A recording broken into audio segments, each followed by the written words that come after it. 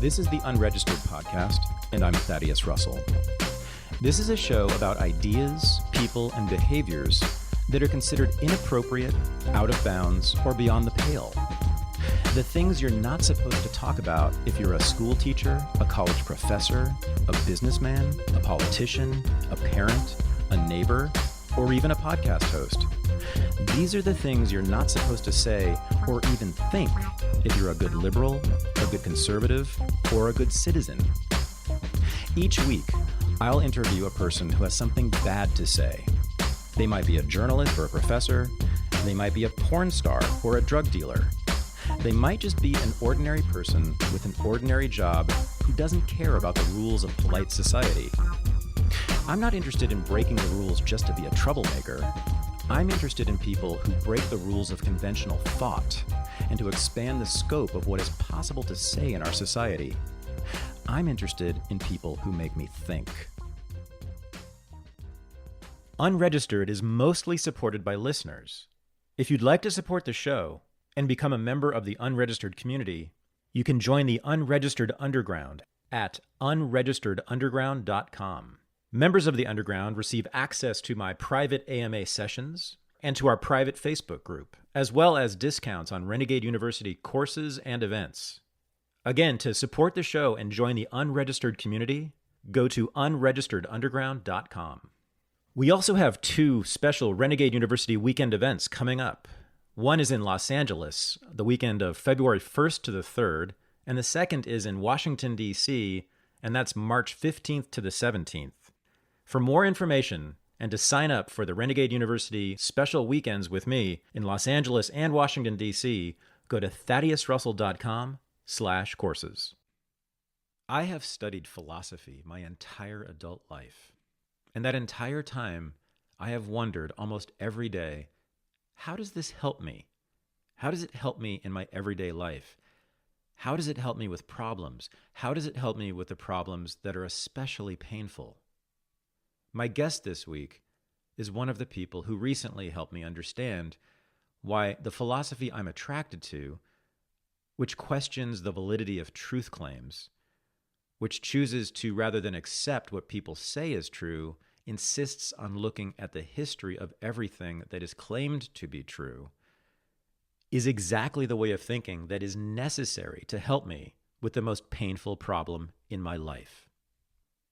My guest this week, in a sense, made magic happen for me. This is my interview with Daniel Coffeen. So I'm in San Francisco with a mortal. I didn't know you still lived here, you mortals, but apparently there's at least one named Daniel Coffeen. He's a pretty brilliant guy, actually, who I discovered about a year ago on Doug Lane's podcast, Zero Books. He's provided me with all kinds of interesting people. So thank you, Doug, once again. I'm going to do your formal biography first. Sure, go. And then we'll do something else. Okay. So you have a PhD in Rhetoric from UC Berkeley. Now, let's pause on that for a second. Yeah. So the Rhetoric department at UC Berkeley is famous in academia, among academics, for having been, for probably a few decades now, kind of the avant-garde of, I guess you would call the academic left, academic thinking, postmodernism. It's in some ways kind of the hub of postmodern thought and scholarship within academia, but also critical theory. If you don't like that stuff, it's the department you make fun of. If you do kind of like that stuff, it's the place you aspire to. I remember when I was in graduate school in history at Columbia thinking that that's where the smartest people in the world end up, is in the Rhetoric department at UC Berkeley. Okay. And it kind of has that reputation still as being just the cutting edge, the craziest, weirdest, most on the edge ideas come out of that department. We'll talk about that later. Right. Okay. So you have a PhD. You finished that damn thing. I did. Okay. You grew up in New York City, Manhattan first, and then Westchester County in a suburb. You are extremely Jewish by your own account. You have described yourself a religious, mind you. Yeah. But who cares about that part? Yeah, right? I got the nose and the accent and the mode of inflection and self-deprecation. To quote you, these are your words. You know, a Jew clown know-it-all. Yes, I am the Jew clown know-it-all. Okay, so we know who Daniel is. That's your words. Yeah, I use the Jew clown all the time. Your words. Yeah. I would never say anything like that. That's terrible. You went to, did you go to Penn as undergrad? UPenn. Okay. It's Zion of the East Coast. It's third Jewish. Is it really? More than Columbia? Not more than Columbia. Columbia is like so. 99% Jewish. Yeah, maybe. It feels like that. That's how we Really? are. Penn is more Jewish than Columbia? I don't know. Okay. I'm only a quarter Jewish, so what can I say? You then then the really interesting turn, at least one of the interesting turns for me, is after you finished your PhD, you got hired as an adjunct to teach what was the title of the course? It was the Intro to Rhetoric. Intro to Rhetoric. And a lot of people don't even know what the hell rhetoric is at UC Berkeley because it's very different there than it is elsewhere. And you can talk about that in a second.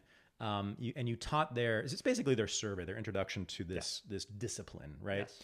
And in many ways, am I right? It was also essentially a history of philosophy course. Fair to say? No, I don't know the history of philosophy. Right? I know. So, that's what I love about you. So it was really just my theory of rhetoric. Yeah, but you sort of you kind of went through a lot of the major thinkers in the history of Western philosophy. Not so much. Didn't you no. Oh, okay. I mean, I really focused on, I taught William Burroughs, Roland Barthes, John Austin, the only classic, and then I end with the Phaedrus, Plato, but just because it's a great text. But I don't actually know the history of philosophy or even the history of rhetoric. Okay, so I am a little off on that because I knew you had lectured on Plato, and I assumed that meant that I just happen to love that book. I thought you were doing the version of the course that I taught at Columbia. I taught Introduction to Contemporary Civilization, which is the great books, which is basically history of Western philosophy. You know, greatest thing I ever did intellectually by far. But you didn't really do that. You did like little idiosyncratic sections of that, I suppose. Yeah, no, what I was doing was just the books that I love, trying to teach an argument about what I think rhetoric is and about the performative nature of language. So it was whatever I sort of grabbed at. It was sort of a hodgepodge of things that I just love. In service of a particular argument. Of an argument I was making. That you were making. About what rhetoric is. It's indifferent to truth. The various logics of much of which or most of which is now a book. Also? Yeah, a lot of it came into that book. Okay, yes. And that book is published by Zero Books this year, right? Or no, 2016. Sorry, my bad. But you've been talking about it this year a lot. Yeah. And that's called Reading the Way of Things, and we will certainly talk about that. And then I guess the really interesting turn was after 6 years of teaching that course to undergraduates at UC Berkeley. Yeah. You said no thank you to the entire academic field, moved to San Francisco, and have been working as a branding consultant for corporations. Yeah, Is that's right? Right. Although I was doing that all along. So you were? First of all, I was always in San Francisco. Never lived in Berkeley. Huh? Never. Really? Why? Never. I don't even like it over here. The Berkeley, East Bay is so much nicer. I came from New York, and I found Berkeley to be like a suburb in the sense that you have to drive to do all the things you need to do. Not really a whole lot of restaurants or bars, and yet you still might get mugged. True. And that was like 1992, 1991. Yeah. And I was like, what's the benefit exactly? Now I actually am quite fond of Berkeley and Oakland and the East Bay. Now you are. Now I am. Now that it sucks. Yeah, now, absolutely. Well, now that I fucking hate San Francisco. Now I've been pushed out by you have to hate San Francisco. Grove. Yeah. Unbearable culture here. But I also love the ocean. So I go to the ocean almost every day. Do you really? I do. Where? I just drive down Ocean Beach. 10-minute drive right down the road here. Always Ocean Beach? Yep. Why do you not go to Point Reyes? I love Point Reyes. That's my favorite place in the world. Me too. Tamales Bay and Point Reyes is Dude, you magical. and I, this is getting scary. I mean, your birthday is the same birthday as my son's birthday. We can go on and on, but it's getting eerie how much we have in common. Yes, Point Reyes, I have said for my entire life, is my favorite place on earth. It is. I mean, it's going to sound sort of fruitcake, but I truly believe in these sort of zones or areas of power, sort of just these something special about certain places, these convergences, and Tamales Bay into Point Reyes is one of those spots. The minute I get there. Yes. Yes. Like everything shifts. Yes. Problem is now there's so much fucking traffic. So what used to be an hour ride, hour and a half is 2.5. It's just everything's a drag now. So I can just zip down Ocean Beach in the middle of the afternoon. Right. And also Fort Funston, I love. I go to Fort Funston. I was just there the other especially day. if you have a dog. I mean, it's overrun with dogs, but it's a beautiful place. It's incredible. Yeah. I love this place, but God, they've ruined it. Ruined it. The person I'm talking to tomorrow, I think, has some answers for fixing San Francisco, but that's a longer story we'll have later. So you are very much a Luftmensch, correct? You very much, your whole life, your career, even what you do now for a living is just all about, you're just in your head.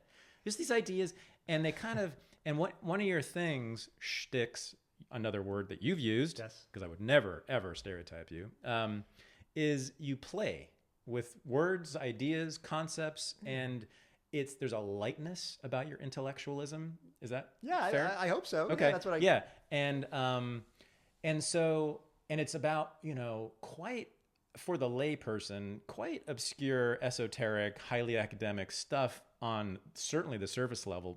The 99.9% of Americans listening to you would not know what the fuck you're talking about and think you're wasting their time and your own time, and you're not much of a man because you don't have a real job and you talk about stuff that no one understands. Okay.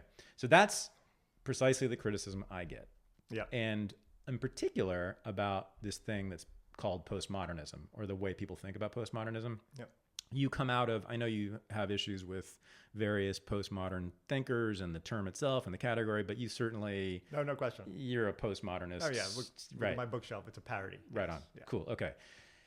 So one of the major criticisms I get about that is, well, how does this apply to my life, right? What the hell?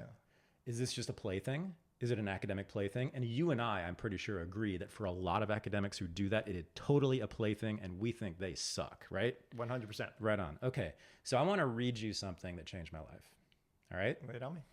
That I read about a year ago, but it was written in 2013. Good. Okay. That comes from a postmodernist thinker. Okay. And it's, I should say, and you'll understand what I'm saying, it has been changing my life since I read it. I think you know where I'm going, right? I like that qualification. Because you're about time and like not, okay. Here it goes. You ready? Yeah. It's quite something. Okay. Consider the discourse of growing up. After college, you get a job. And not only do you get a job, you choose a career. You're allowed to party for a while, but at some point you settle down. You get married, buy a house, you spawn. And then you cling to the end of your life with focused intensity, prolonging death through medications and breathing tubes until you become too expensive for your insurance or family and they let you finally die. Within this trajectory, there are accepted forks. Divorce, for instance. Divorce is a bad thing. The children of divorced parents are, of course, at a disadvantage. And the story goes, we are sad people because the divorce rate is so high. Do anything differently, act any way differently, believe differently, and you have to explain yourself ad nauseum.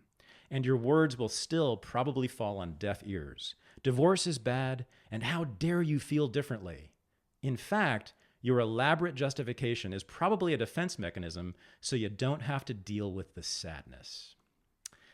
But echoing Louis C.K., I gotta tell you, divorce was good for me.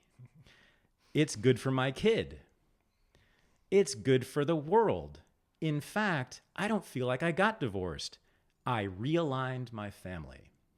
You see, it turns out that having to work all the time, live in some crammed up apartment, and raise a human kid is, for the most part, awful. We tried for years despite the glaring untenability of the situation. Why? Because that's what you do. Divorce is a failure. We felt like we were failing our kid. When I moved out, I cried for months with an overwhelming sense of guilt. Which is insane. We were simply tending to our lives. Why must it be cast as a failure?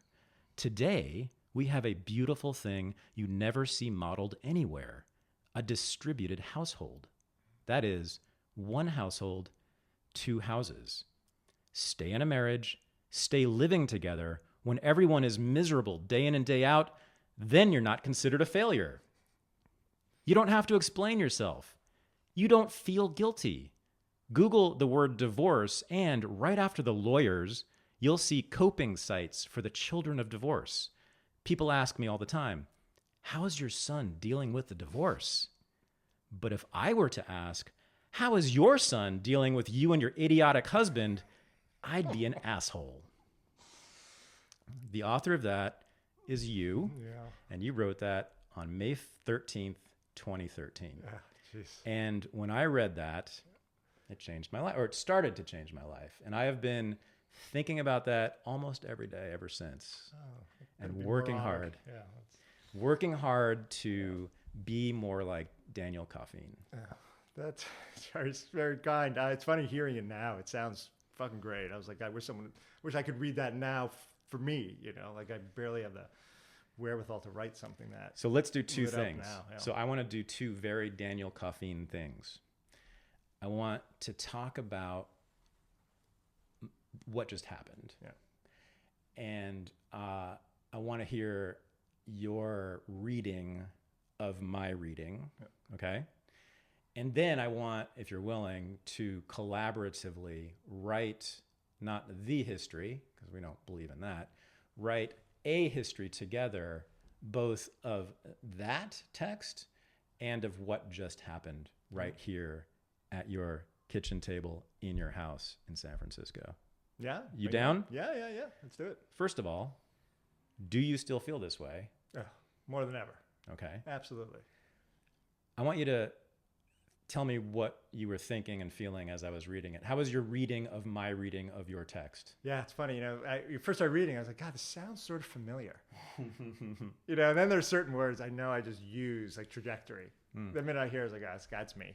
Mm-hmm. That's me. So it took me a moment. Did it? Yeah, cool. Yeah. I write so much, and I changed so much. And someone just happened, to be honest, since 2013, since May.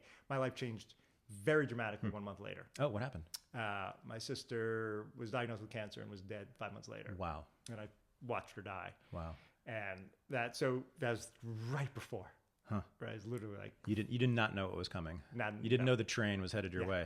Yeah. It was like in one day everything changed. Huh. So it's been a whirlwind of 5 years. You know. So yeah. It's incredible. I always find just going back and reading my own writing, it has that great sense of beautiful sense of alienation. Huh. Right? Because it's so distant. So I'm not inhabiting it. It's coming at me as truly another. And there's something troubling about it, but there's something sort of invigorating about it, just because it untethers you, right? And the more tethered you are to your identity, the more tethered you are to this is what I believe, the more of an asshole you generally become, I think, you know? So I kind of like that's like, oh yeah, I wrote that, I guess. You know, that was written. That is something out there. You know, there's somewhere in me. Although I believe it more and more, you know? So on a politically, right? You can analyze this on various levels. Yeah. So just politically, the politics of it is straight up radical. Just that is as one of the most radical things you can say in our culture. Yeah, I think so. And it was, to be honest, dealing with it, you know, I was a little bit early to get married, a little bit early to have a kid for my group, for white middle class people. And then the first to get divorced. And so at my kids' elementary school, you know, and then no one else was divorced and everyone was asking me all this shit. And I really dislike parenting culture today. I do not feel good with it. Me too. I've had to wrestle what it means to be a father because I just don't fit. And it took me a while. First, I was so angry and that was counterproductive and just made me sort of a dick. And then I just had to sort of let go and just detach, you know, avoid playgrounds, avoid play dates and all that crap. And I wouldn't even hang out with my friends and their kids. Because I found the way they treated their kids, I just wanted to punch them in the face. I believe, you know, grown-ups are more interesting. I don't believe kids are that interesting. They don't have anything to add to the table. And I want to have a conversation with someone. I don't think it needs two parents to make sure little Johnny eats his fucking tofu. You know, I was like, no, I'm talking here. He's going to eat or not eat. Tell him to be quiet. And, you know, my kid gets that and he's super cool, super low maintenance, just groovy boy. Do you mind can we use his name? Yeah, sure. Okay, so he's Felix, and my son is Toby. Felix is 15, right? Just about. And Toby just turned 17, so they're pretty damn close, and their fathers are pretty similar in a lot of ways. Yeah. Maybe we should get them together. Wouldn't that be an interesting podcast? Have them talk to each other on a podcast. In fact, my son might be into that. It's kind of a great idea. Yeah, it kind of is. I'm going to marinate on that one. So, but you got divorced, I think, a little earlier than I did. Yeah, 2010. In his life. So he was 5. Yeah, real close. He was 6.5. Oh my God, here we go again. Okay, so it's the worst pain I've ever felt for 9 years now. Oh wow. And almost daily, still. It's been getting better, partly because of you. honestly, but it's still a struggle. It's still but it's the worst pain I've ever felt. Yeah, and for years and years and years, it was just like a knife or like a hole puncher, It felt like someone just took a hole puncher right through my chest. And was it a sense of guilt because of the kid? Is it a sense of just longing for the woman? God. Just wanting. Oh, so that love? Definitely not that. Okay. That's the only thing I'm sure about. Okay. But that's the question. That is the question that I struggle with, and I just don't know exactly. I'm always thinking, is this just what you were arguing in your piece? Is this the culture telling me to feel bad about it, right? And I have no doubt that that's at least a huge part of it, right? Yeah. It might be 100% of it. Yeah. So all I've been trying to do for 9 years is try to figure out how much of it is the world telling me to feel this way and how much of it is like really missing my son and really feeling like I did something bad to him and his life is worse because of this. Yeah. I don't know. I'm still struggling. It's interesting. I mean, in a way, I want to say that's a good thing. Like you're just reckoning, right? And reckoning is a process. On the other hand, I don't believe in suffering. So despite my, Jewish heritage, you don't believe in suffering. Yeah, in that kind of self-imposed suffering, right? Yeah. In a sense, in guilt. Right. I mean, of course, I have it all the time. Don't get me wrong, but This is when the international Zionist occupation government threw you out, right? Because we have to impose suffering on ourselves, right? As a Jewish people, right? Yeah. Okay. I mean, I definitely. It sounds like reading your story too. I mean, I grew up in a highly dysfunctional sort of. My childhood was not pretty, and so I begged my mother to divorce my stepfather. Constantly, and he's still around and we get along now. But it wasn't pretty growing up. Okay. So your parents were divorced. Yeah. Early on. Oh no. Yes, my father left. Yeah. Tell this. You told me this before we started recording. Yeah. So it's an amazing story. The story of your family is quite something. Yeah. My parents were communists and communist organizers in the early '60s. And my real father, my biological father, was the contact for the Cuban government after the Castro regime in this country, and he tried to organize all these students to make a trip to Cuba after Kennedy said no, said no travel to Cuba. Mm-hmm. He didn't end up going. A group went. He couldn't go because my sister having a baby, and but he was still arrested. The house was bugged. Wow. He was arrested for conspiracy to organize. He was thrown out of court. But he had to go to court. Yeah. And it was a big front page, New York Times thing. And there's much of society closed off to him because of this, I'm sure. Yeah, well, then he left us when I was around 2. I saw him until I was about 4. He moved to Canada, which I kind of understand. One, he never paid child support. So there was that issue. But also, I could see being paranoid about this country. And he was a professor. He taught at York. Oh, wow. Yeah, taught like political theater. Uh-huh. In a communist political theater. Yeah. And he was actually a member of the Communist Party USA, I take it. Right? Yeah, I assume so. I can't vouch for that. Sounds like it. Yes. Sounds like it. Okay. My grandfather I got involved with the Communist Party when I was in high school. And my grandfather went nuts on me. He's like, you never sign anything. You never affiliate. Always independent. Sign nothing. Even though he defended every communist who came along and believed in communism. But then he was gone, and then, So he was gone when you were 2. So it's not like you were actually raised by a communist, unless was your mother political? Okay. Maybe early on, but by the time, we were, she was just trying to make ends meet, man. She was 29 years old, 3 kids. In New York City. In Manhattan with not a cent, Yeah. And then the stepfather came along at some point. Yeah, he's an astronomer. Oh, really? Yeah. But you didn't like him? No. And I know this is all going public, and I know they'll probably listen to this, and they'll cringe while they listen to this. But no, he didn't really want to be around all these Jews. He's a goy, big scientist goy, and around all these very verbal Jews, like small and dark, and sort of tall, blue eyes, handsome, and a scientist. And he wanted to talk about planets. You guys wanted to talk. He didn't want to talk at all. You want to talk about people. Yeah. They're all blabbering at the dinner table. He just wanted silence. And so we were constantly getting yelled at. I was like, why are you in this family then? It doesn't make any sense to me. Oh my God. So my brother and sister graduated high school in 3 years. They just left. I was stuck. I knew how to fly under the radar. I knew I liked being home. I liked taking psychedelic drugs and just living my life in Westchester. And learned how to negotiate a lot of political structure in that. I learned how to lie and just put on a facade, right? And just, everything's good. With him? Yeah. And with your mom too? Just I was a good student, good boy, and I just led my life outside the house. You know. And you were doing LSD? Yes. As a teenager? Yes. And were you fucking too? Yes. Because one of the greatest Daniel Coffeen lines of all time is 16-year-olds should be doing LSD and fucking. That's what they should be doing. Yeah, it's the best time. Oh my God. Yeah. Right. Yeah. LSD scares me, but I appreciate the sentiment there. That's kind of my parenting philosophy too. Oddly, my son won't listen to me. He has not done LSD or fucked as far as I know yet, but we're working on it. So you did very well in school. I guess that's where you and I differ. School was super easy. Yeah, I just have that knack. It's funny because I watch my kid, who in many ways is a lot smarter than I am, but he's an academic schnook. He's dyslexic. He doesn't care at all. Can barely read and write.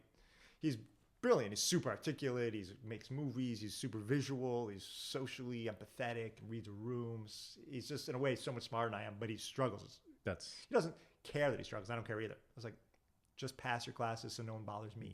You just said exactly what I say about my son and how I deal with him in school. He's just barely getting through, but he's easily the smartest person in that entire institution, including the teachers and the principals, but he can barely pass. He can barely get even a C in like English and history. It's ridiculous. Yeah. But I know it's only because that place is idiotic. It's maddening how academics work. I don't know why kids are even in chairs. I don't believe in chairs in a class. I don't believe in academic subjects. I don't believe in any of this shit. It's some 19th century system to teach people how to work in a factory. Here are the rules. Can you regurgitate the rules to me? Then you get an A. Yep. It's like, what the fuck? I actually sent him, though, from middle school. He went to the super avant-garde private school with no academics, free form, mixed ages. They make things, they code, they have power drills and all the stuff. And he liked it, but he was like, you know what? There's only like 50 kids here. And he's like, I want girls and I want to take drugs. And I can't do that here. And this is just, I feel infantilized. Wow. So now he's one of like 5 white kids in a school of 1,500 down the street. Oh, really? And he loves it. Huh. It's all Asians? It's Asian, Latin, and Black. Yeah. Shooting first week of school. Really? Second week. In San Francisco? That still Kid happens? brought a gun to class. Really? Shot it in the classroom. Not at anybody on purpose. Didn't kill anybody. I thought they had driven out all the riffraff from the city. Are you kidding? Yeah, there's not any white kids in the public high schools. Wow. Oh, right. Yeah. Well, but most of that's Asian, though, isn't it? Like. Yeah, it's Asian and Latin. Yeah, Latin. Yeah. Right. Yeah. Huh. Yeah. Wow, that's amazing. We got to get Felix and Toby together. I would love to see that interaction. That is funny. So okay. Yeah. So then you go to Penn because you did well in school. Yeah. Ivy. And how'd that go? Penn was. Did you know the Weinsteins by any chance? The Eric and Brett Weinstein. They were at Penn, I think, at the same time. They're so kind familiar. Of big public intellectuals, the intellectual dark web, blah blah. I don't know if you're aware of this, but it doesn't matter. I don't know. Penn was. It's a real pre-professional school. First of all, in Philly in the early '90s, we go to the movies downtown. You have to go through a metal detector to go to the movies. Oh yeah. It was intense, sort of hilarious. That's a rough town. Yeah, and I got there in 80. It was late '80s. I got there in '87. In '86, was MOVE when they bombed themselves in West Philly. Wait, the cops bombed them. Yeah, the cops bombed their own city. Mm-hmm. Yeah. Oh, yes, the cops bombed themselves, yes. So that's how fucked up that city was. So you have dealing with Philly, and then the campus itself was so fratty and conservative. And we were all these sort of hippie, psychedelic freaks, so we were just all off campus, in these depressing sort of punk acid parties and trying to avoid campus.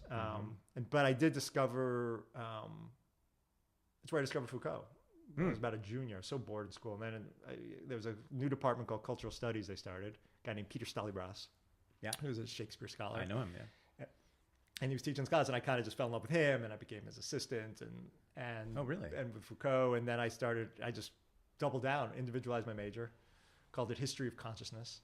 That's incredible how many convergences we have. Yeah, I have had many people tell me that I need to read Stalybras. Yeah, and he's fun. Yeah, he's just he's one of the rare academics who, when you read him, you feel his joy and you feel his passion. He writes a lot about cloth now. He got obsessed with cloth because he was giving a lecture, and he co-wrote his famous book Politics and Poetics of Transgression with his good friend Alan White, who had died after the book. And he ran the Shakespeare Library. In DC, and he's up there giving a talk, and he's wearing his dead friend's coat, and all of a sudden he could smell his friend, and he broke down, and then he became obsessed with clothes and the way clothes wear our memories, wear us. And he totally shifted his whole sort of practice. But it was so, I remember reading that article. He wrote about that experience, and it was honest. It was so not academic. Emotionally honest. Yeah, just present. He was talking about his life. Exactly what academics don't do. Yeah. It's trained out of us. It's beaten out of us. It's beaten out of us. That's why it's beaten out, but I think that's even why certain people go, is they have no emotional life. They have no vitality. They just know how to regurgitate the same fucking set of codes. Yeah.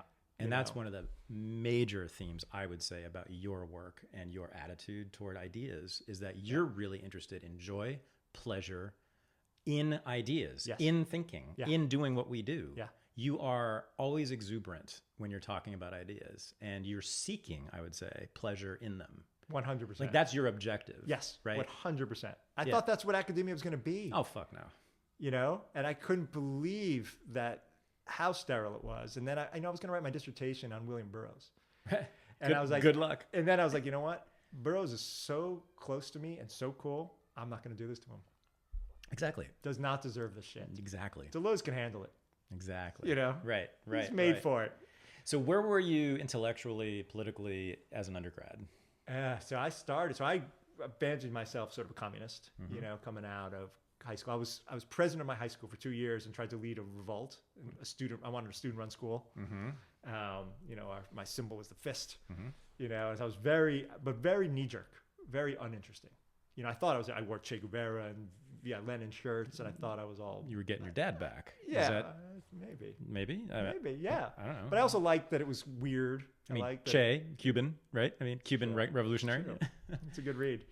I also thought it was just a little punk, you know. I remember the first day of college, I wore my Lenin shirt, you know, and I thought I was a little cool. And even though I hadn't read a fucking word of Lenin. Oh, right, of course. You know, you don't need to. I just had big Jew hair, and I smoked a lot of dope, and drank a lot of whiskey, and dropped a lot of acid. And I thought that made me interesting, even though it made me the opposite of interesting. And so I was super, and I got there, I thought I was going to organize, and I got involved with some Abbie Hoffman stuff, some anti-nuclear protests with Abbie Hoffman. And wow. And then with Abbie himself? Yeah, he came to campus. No kidding. And, you know, had an organizing meeting afterwards. I remember I named our group. It was Stop Students Opposed to the Pump.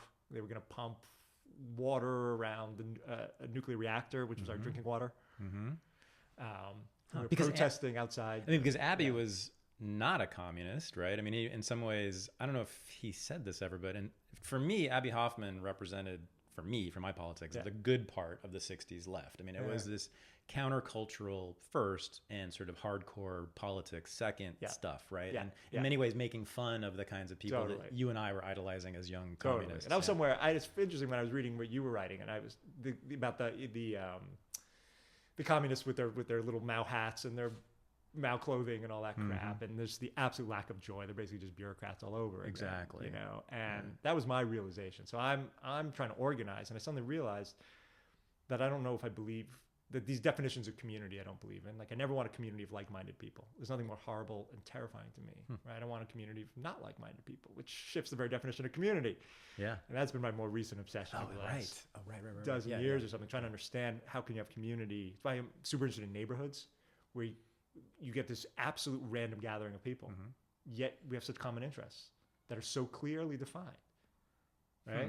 Most of the time. We can talk about that. But so I thought I started my freshman year super political, took more and more psychedelics, and then sort of ennui settled in, and then I read, you know, Foucault and Nietzsche and Derrida, and everything changed, you know.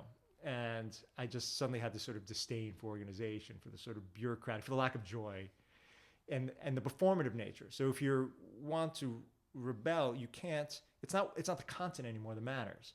So if I'm doing the same thing you're doing, but I'm saying feed the poor, and you're saying fuck the poor, we're doing the same thing.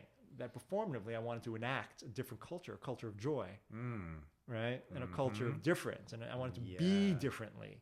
And that's where you're talking about sort of the radical, the sort of communist versus the counterculture. I wanted the culture. I wanted us to behave differently, not just say different things.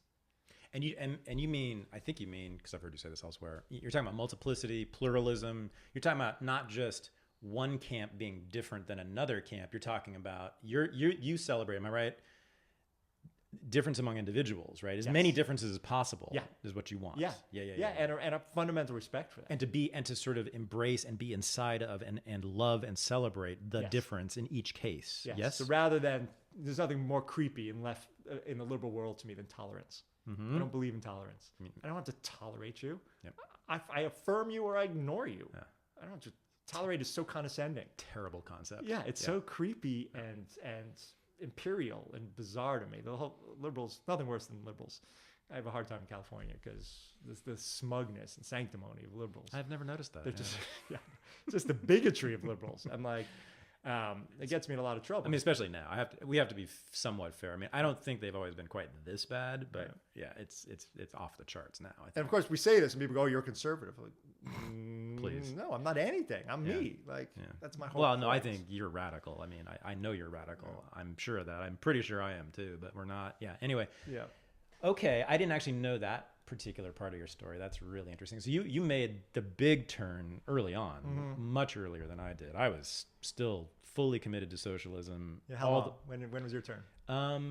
It would have been, it was early when I was in grad school.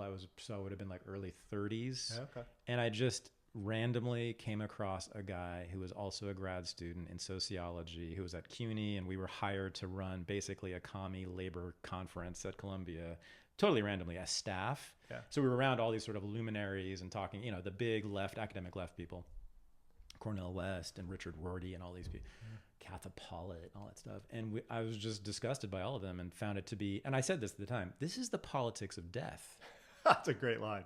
Socialism to me became really clearly the politics of death, and I think you could include liberalism. Liberalism, it's not quite death, but it's sort of like being on life support or something. It's zombieism, something like that. Yeah, somewhere in between life and death. Yeah, it's perpetuating. Yeah, it ain't life. I'll tell you that much. Yeah, there's a celebration of death. I think that's the objective in some ways, and so but it was mostly just visceral for me. I didn't quite get it why I hated all these people, but I figured it out since. And he's now I think he's the chair of the sociology department Wesleyan, so he stayed in, and I think partly because he didn't have the ability to go public in some ways, and it tortured him. Genius human being, Jonathan Cutler. I've talked about him many times. I have not spoken to him in years, which I don't want to get into now, but you might be able to guess why. But he sort of, I had all these issues and I was just frustrated and trapped, and I didn't like this world that I had put myself into. And he started to ask me questions and say, well, why do you think this? And isn't there a different, so it was like the germ of my politics now. And he could just kind of open the door for me, and I just ran through it and then started writing books based on all these ideas. And so, Jonathan's ideas, you can see them in my work, but I've expanded them and of course, and like riffed on them in various ways. But that's all it was this random encounter with this guy. I was on the verge of just leaving in academia and politics when I was in grad school. I was so deadened by the whole experience, but he made it interesting again. So once I had this new lens, the whole world was different, and I could, it's been endlessly productive for the last, I guess, 20 years now.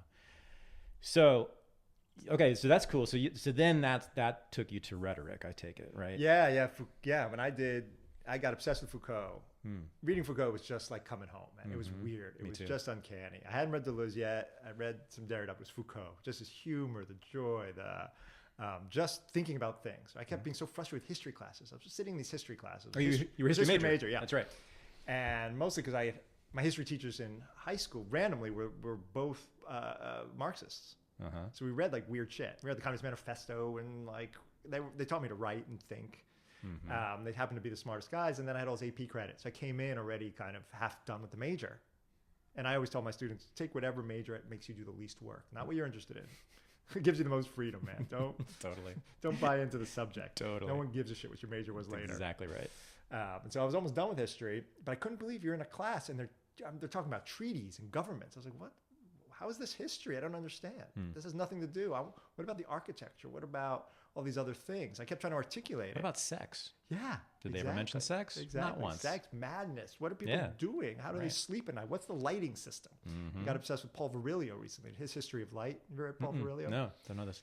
He just died actually recently, earlier. He was studied with Merleau-Ponty, writes about speed and politics and culture. Speed as in? Acceleration, what happens in a culture, everything moving fast. Oh yeah, not methamphetamine. Yeah. Everything moving faster and how that affects the sort of war machine and all that.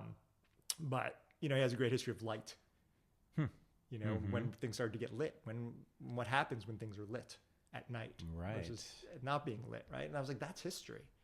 I was going after something. I didn't know what it was. And I read Foucault and I was like, oh my God, this is kind of what I'm interested in. And then I realized I really wasn't interested in history. I was interested in historiography. So I wrote my undergraduate thesis about that. And I used Foucault. I was like, what's Foucault's methodology? What does it mean to be an historian for Foucault? Historiography, for those who don't know, we've talked about it on the show before, but it's either, I've described it as either the history of history or the history of historians, which I think is my favorite, or the philosophy of history. Yeah, so it was a philosophy. Take your pick. So I compared Foucault's History of Sex to, what's his name? Lawrence Stone, is that his name? Had a famous book, I think it was his name, famous tome, it's The History of Sex also. And I just compared the two methodologies, and it wasn't very good thesis, mind you. But Foucault, it was very adoring of Foucault. Foucault won. Yeah, I take it. Yeah, and everything's about Foucault. And I remember my advisor at the time, she's like, you really seem to love Foucault here. Yeah, you're not the only person who's been accused of that. Yeah. And so then the only department, I knew I was going to go to Rhetoric. That was the only place I applied. Wow, because it's not easy to get into. No. In 1991 it was, though. Oh, really? I wouldn't get it anymore. Yeah, it's impossible to get into now. So when I applied, I had Peter Stalybros as my advisor. I just knew somehow. There was only maybe 50 people applied for 10 spots. Now 500 applied for those same 10 spots. Okay. So that's the only reason I got in. So was Judith Butler there then? Nope. Okay. She came about a year or two later. So for those who don't know, Judith Butler is the biggest, certainly one of the top, 3 superstars in sort of postmodernist queer theory in American academia. Fair to say. I mean, she's a total superstar. Everybody in academia knows Judith Butler. She's a god. Yeah. And she was the one who put the rhetoric department on the map in a sense, right? Yeah, though she wasn't there yet. And when I first got there, it was the only place if you wanted to do what I thought I wanted to do was continental philosophy, right? So I went backwards. So I started with as opposed to analytic. As opposed to analytic so philosophy. So flesh that out for people. So in this country, and for me, because I'm still struggling with this distinction. In this country, philosophy is considered logic-based, right? Math-based and set theory-based. So it comes out of the United States and England. And it's just, again, so if you take a philosophy class, they make you write logics. They make you write proofs. Where continental philosophy, meaning the continent of Europe, meaning French and German predominantly, have a sort of an irrational tradition, right? Where they're willing to explore anti-rational. Exactly. Like very strange logics like existentialism and phenomenology and then later what's called postmodernism, which in this country are often taught in literature departments or critical theory wings of literature departments or composite departments. You can't really study any of these guys in most 99.9% of philosophy departments in this country. They'll have one person who does Heidegger. It's amazing. So Rhetoric was a place where you could really do continental philosophy. Do you know? Yeah, this thing, it's so appalling to me and inexplicable. Yeah. I mean, I get sort of why Americans might take that turn, but to make that hard of a turn against the big ideas, which to me are the only interesting things in philosophy. I mean, like the way they do, I couldn't care less. Yeah. And I've had friends who are like in the philosophy department at Columbia try to explain this stuff to me, and I was just like, no, I don't care. You're basically doing a mathematical analysis of 2 lines of Wittgenstein. Yes. I don't give a fuck, and there's no way, and I would listen for hours to them talk about it. I still didn't get it. It's like, what about the big ideas? Yeah. And they don't seem to. Yeah, I mean, to be honest, I've never taken a philosophy class. I took one class I love that. at Cal in the rhetoric department. It was cross-listed on Wittgenstein. It was cross-listed with philosophy, taught by a fucking idiot who he was denied tenure. I always feel sort of bad about that, but he really was an idiot. And I always feel bad about anyone who's denied. It wasn't because of me. I didn't help his cause, but it didn't hurt his cause. But the philosophy students in that class, philosophy students at UC Berkeley, a couple of them were, I feel pretty good saying they were the stupidest people I've ever met. Wow. They were just strange. So because Wittgenstein, goes through this great trajectory from being super logical to being super irrational. More stupid than the guys at the gas station. Oh yeah. Far and away. I totally believe you. Far and away, not even close. Because they're probably a genius in one little tiny little they sliver have of a life. Intelligence. They know how to banter. They know how to talk. Yeah, in one really small particular way. Yeah. They're very smart, and then the rest of the world, idiots. Yeah, these philosophy students, it was bizarre. They're like, I don't get they're reading Wittgenstein's Philosophical Investigations, which the whole point is it's all open-ended. It's all these language games. There's no more proofs. Yeah. And I remember at the end of this one guy just turns and goes, well, where's the proof? It was really the weirdest moment I've ever had. And anyway. Oh my God. So I don't even know where we were going. So I ended up in Rhetoric. Yeah, that was the point. So I ended up in the Rhetoric department there. Yeah. It was before Judith was there. It was a bunch of freaks. The people in that department were heavy drinkers, weirdos, super cool dudes, mostly guys, a couple of super cool women. I'm friends with a lot of them still, all studying really wacky shit. You know, my friend Matt George, he might even be listening to this, wrote a 1,000-page thesis called The Critique of Sexual Reason. Wow. Yeah. You know, I love that title. Yeah, it's incredible, right? Wow. Yeah, and people were writing super bizarre, super wildly different things. Then Hayden White came as professor emeritus, and then Judith, and sort of raised the profile. And then what happened is the students started becoming more and more. She was very encouraging of diversity. What kind of diversity? Right. So at that point, the department was almost predominantly straight and white. And it started becoming more diverse. But what ended up, one of the effects of that, for better or worse, is a lot of people, the introduction of a lot of identity politics into the department. I won't say anything other than I avoided the department at that particular juncture. Found one mentor who taught me everything I know, and all I did was independent studies with him my entire career. He was then denied tenure. Who's that? Philippe Gutierrez. Where'd he go? So he's still there. So he has a permanent lectureship. Okay. Because everyone loves Philippe, because he can teach anything and everything.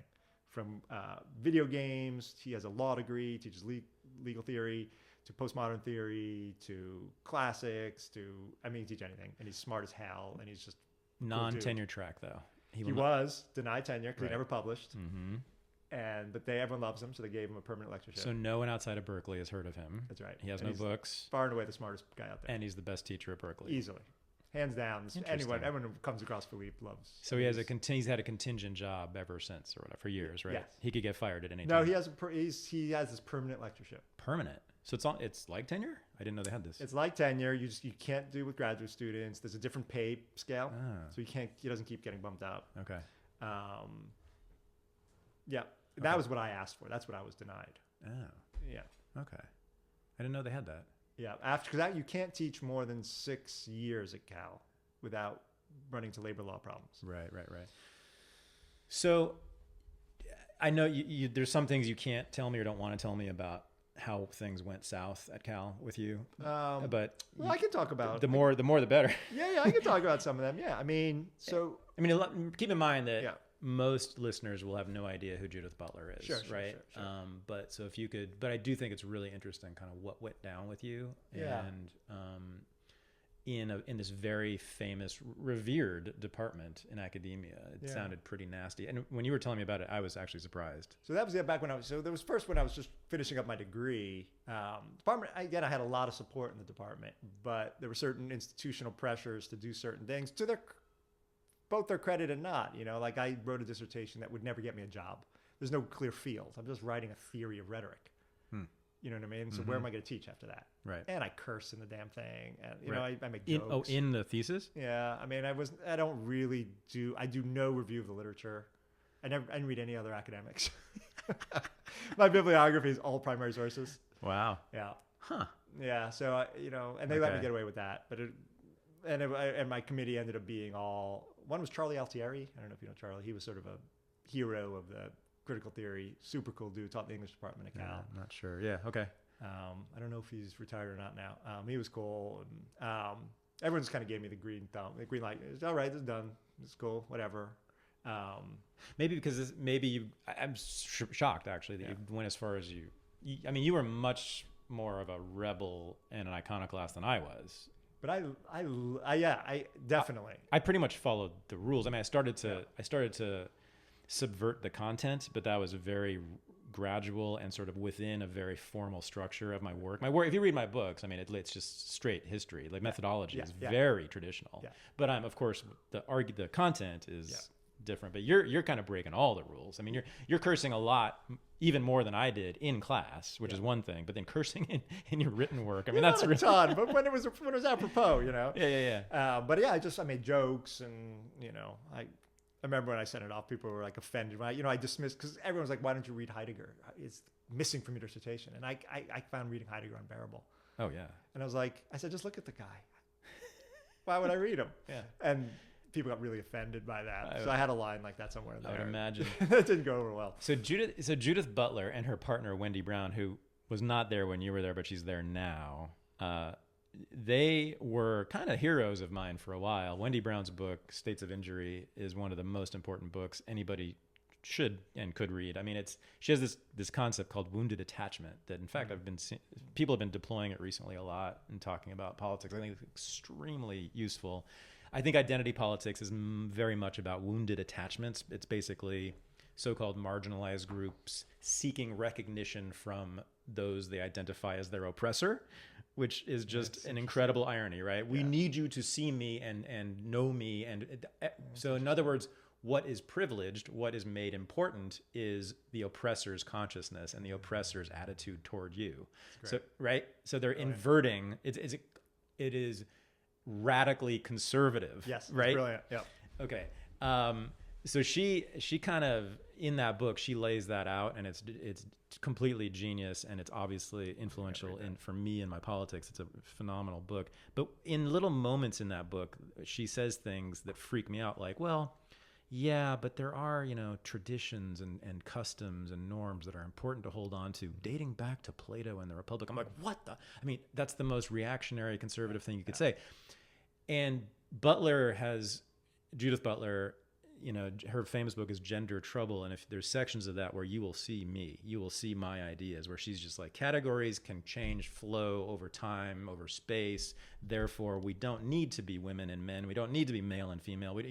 The postmodern stuff laid out beautifully and in a liberatory way, thrilling. But then both of them are so concerned about the sort of institutional integrity of the university and their colleagues and the structure. And they're so conservative at the same time. It's this bizarre, that was my problem. Horrible paradox, I guess, with them. It was really depressing. And even, I haven't seen verification of this, but a friend of mine told me that when they had a kid, they said, oh, all that stuff about gender being a social construct, forget it. Because we saw I forget if it was a boy or a girl, but immediately they started.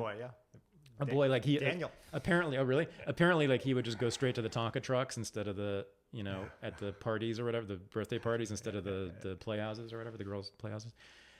Just very strange things, but that really is the way that academia is. It is this fundamentally conservative culture and institution and structure that even if you have these utterly radical, crazy ideas, as people and as institutions, this may be a little strong, but not that much.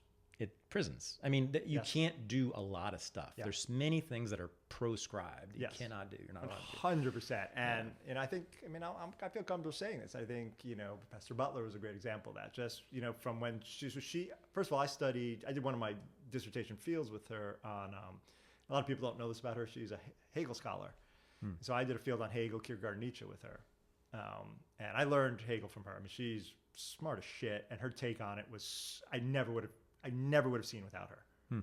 Never, And I know Doug Lane is super into Hegel.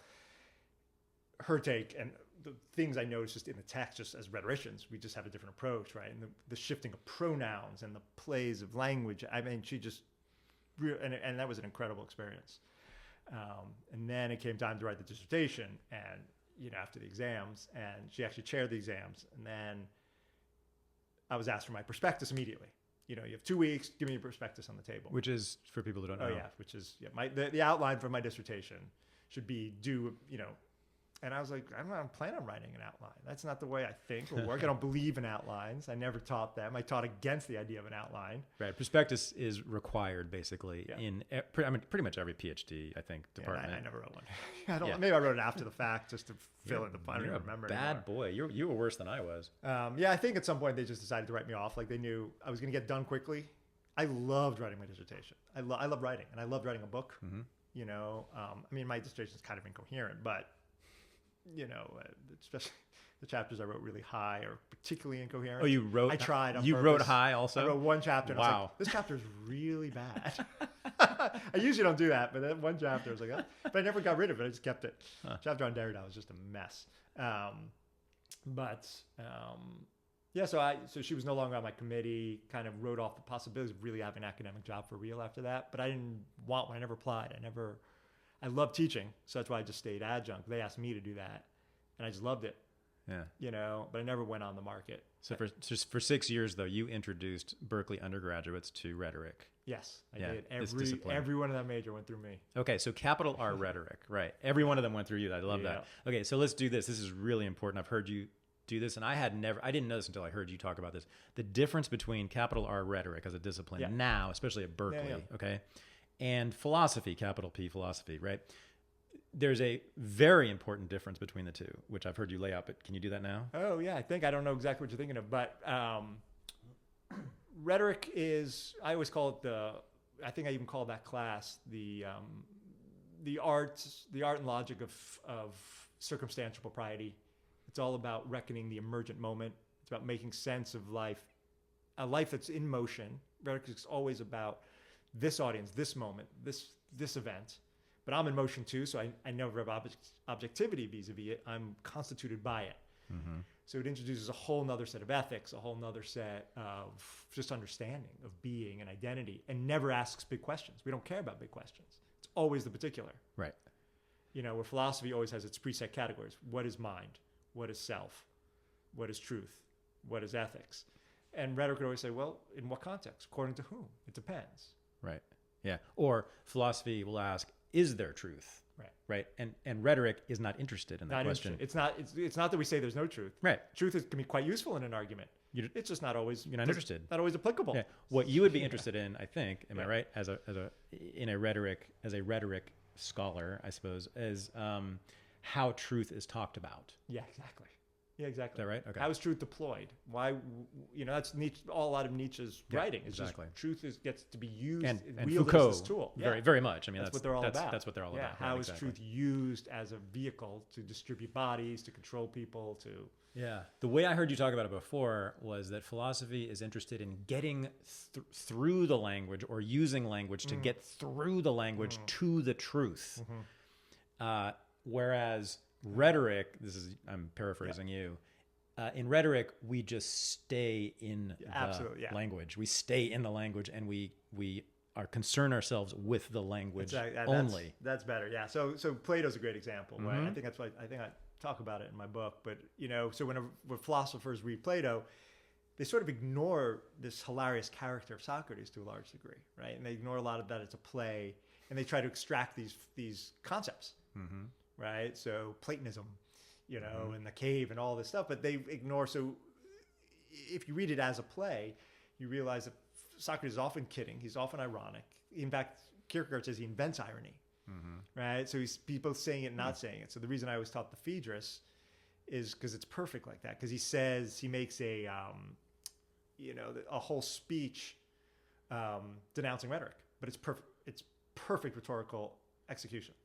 Right. Denouncing rhetoric. Then he makes an argument in favor of love over sex, but he comes in the middle of it. Right. So he's never one place or another. And then the whole book, he says, never write anything down, yet you're reading it written down. Yeah. Right. So there's always this double movement. Yeah.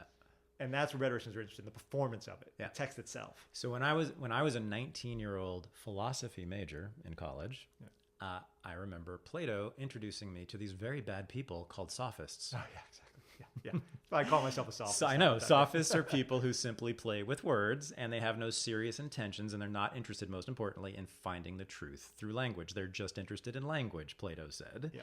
And I've heard you say many times, oh, yeah, I call myself a sophist. That's how I identify. I love it. It brings me great pleasure. Because being a sophist, that was like the worst thing to be, you know, for me in my world, and it still is, right? In philosophy or anywhere around that, you know, oh, there's a sophist, he's not serious. Right. Well, whereas now, like, yeah, I'm with that. So, and when people, I think, who don't know you, haven't heard you talk much, I don't think you've really given this off yet, but there's a lot of playfulness in the way you talk about big ideas. It'll come through in a second. But I love that. So when you're, let's sit with this for a second here. This sort of the philosopher's imperative, right, is to find the truth, right? So anxiety is what just comes to mind right there. It's like because you're not going to find the truth. And if you find the truth, maybe for a moment, then you're going to be worried that you maybe didn't find the truth and someone's going to come along and overturn your theory or something. But all the while, you know, you're seeking, you're looking, you're trying to get there. You're trying to get to a place. You're always trying to get to a place. And you know that you're not good until you get to the place, or at least get closer to the place. And maybe you're completely going in the wrong direction. So there's just tremendous anxiety, existential dread, because, oh my God, I'm not sure I'm at the truth. And maybe I did get the truth and someone's going to come around and prove that I'm wrong. Whereas for you and your world and rhetoric, it's like, oh, we're just cool right here in this moment, in this word, in this concept, in this conversation. And we're just going to play. And that's the word, right? Yeah. That we're going to use. Yeah, absolutely. Yeah. And that it drives with the great pleasure of being a rhetorician is people would always I'd be teaching these lectures and people would be like raising their hand, but what about this? I was like, well, sometimes that's the case. Well, isn't it true that it's raining out? Yeah. But you said there's no such thing as truth. I said, no, I didn't. I said, some truth is just another thing. Sometimes truth matters. Sometimes it doesn't matter at all. It depends. And the fact that I wouldn't counter them. So this is another thing that used to drive my students crazy in the beginning of the semester. You're not allowed to argue with me. There's no argument. We're not arguing about anything. So a lot of students coming to rhetoric come out of debate. And they're used to having one issue and two sides. I'm like, I don't believe in two sides. I don't believe in contradiction. It's uninteresting to me. Opposition is the least interesting logic. I believe in logic of difference. What I need you to do, shut the fuck up and understand what I'm saying.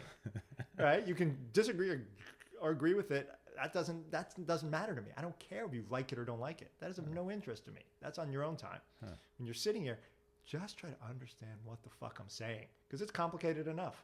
Okay. I don't need you to, I don't need a student to raise their hand and go, language isn't performative. It's actually declarative. I'm like, okay, but I'm trying to talk about its performative nature. Do you understand that? Okay. So this is another thing I might learn from you. So I've always been all about debate. Love debate. I want more debate. I used to love Crossfire on CNN. I used to love watching Pat Buchanan yell at the liberal of the week, whoever it was.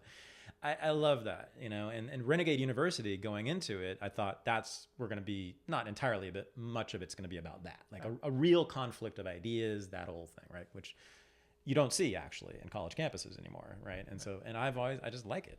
Sure. And I'm not totally sure anymore about that. I think I want to do some debates, but we haven't done it yet, actually. Really, we had some debates. We had one, we brought a socialist feminist professor, Heidi Matthews, who I mentioned to you earlier, to one of our events, and all these like libertarian guys were arguing with the socialist feminist professor, and they loved it. And I kind of liked it. Yeah. And I'm thinking now, how would you have dealt with that room, right? So you've got this fight, this debate about these very specific political ideas, right, that have been at war with each other for decades and centuries, right? Yeah. How would you have handled that? Yeah, I mean, the fact is, for me, I'm always looking either for the interesting monologue. What I want is a worldview. So rather than, let's say, the history of philosophy for me, what I love about the history of philosophy is, rather than these theories that are all trying to get somewhere, each one is a different world. They're all these little mini cosmologies. I can just inhabit that world. So if I'm in Hegel, I'm in Hegel's world. I'm in Kant, I'm in Kant's world. And I didn't really like living there, so I didn't spend much time. When I read Deleuze, I was like, hey, I like it here. Oh, so you do have preferences. Lots of preferences. And you have values. Yeah. Some things are pleasurable and some things are not. Yeah. I just feel, and I was thinking about when you said, you meet Jonathan Cutler and he turns you on to some idea. And I was like, I'm so interested in those moments. It's like, why did that speak to you all of a sudden? Right? Yep. At that point, there's some attraction you already had. Yep. That just sort of opened you up. It resonated with you. Yeah. I'll tell you what it was for me. Yeah. It was that he offered a politics that valued primarily two things: freedom and pleasure, which no one else in my world valued. I mean, and I mean that, like, those words were never used. They were never put forward as values. That was never an objective, that no one cared. Yeah. Right. And I was like, wait, I like sex. I like drinking. I like watching TV. I like nature. I like all these things that give me just this pleasure. I like the way my body feels in a hot bath, whatever it is, right? No one cares. And he gave me a politics to advance that, to promote that. That's great. To argue for it. And I know this is where you and I just converge. So it's incredible. You've talked a lot about this and about, for you, and this is how you and I differ, but I'm with you on this, is how ideas themselves and just the act of being intellectual essentially is pleasurable, right? And that's the thing you're embracing. Yeah. So that's, I think, the first step toward writing that blog post in 2013 that you made. Am I right? That going from the structures of philosophy and communism, right? Yeah. With their objectives of finding truth, right? Yeah. Communism has a truth, philosophy has truths, to thinking, to believing, I guess, that there is no such thing, or that's just not important or necessary. Yeah, here's the thing. I think what you found, am I right? That there's choices to be made, that you can take external circumstance and think about it any old way you want. Yeah. Or I think it's less that you can think about it any way you want, although that's true. No question, that's true. But that there is, for me, the imperative is to try to think about it differently. So you're talking about this room with these debates. Mm-hmm. I would try to say, well, what makes this not a debate?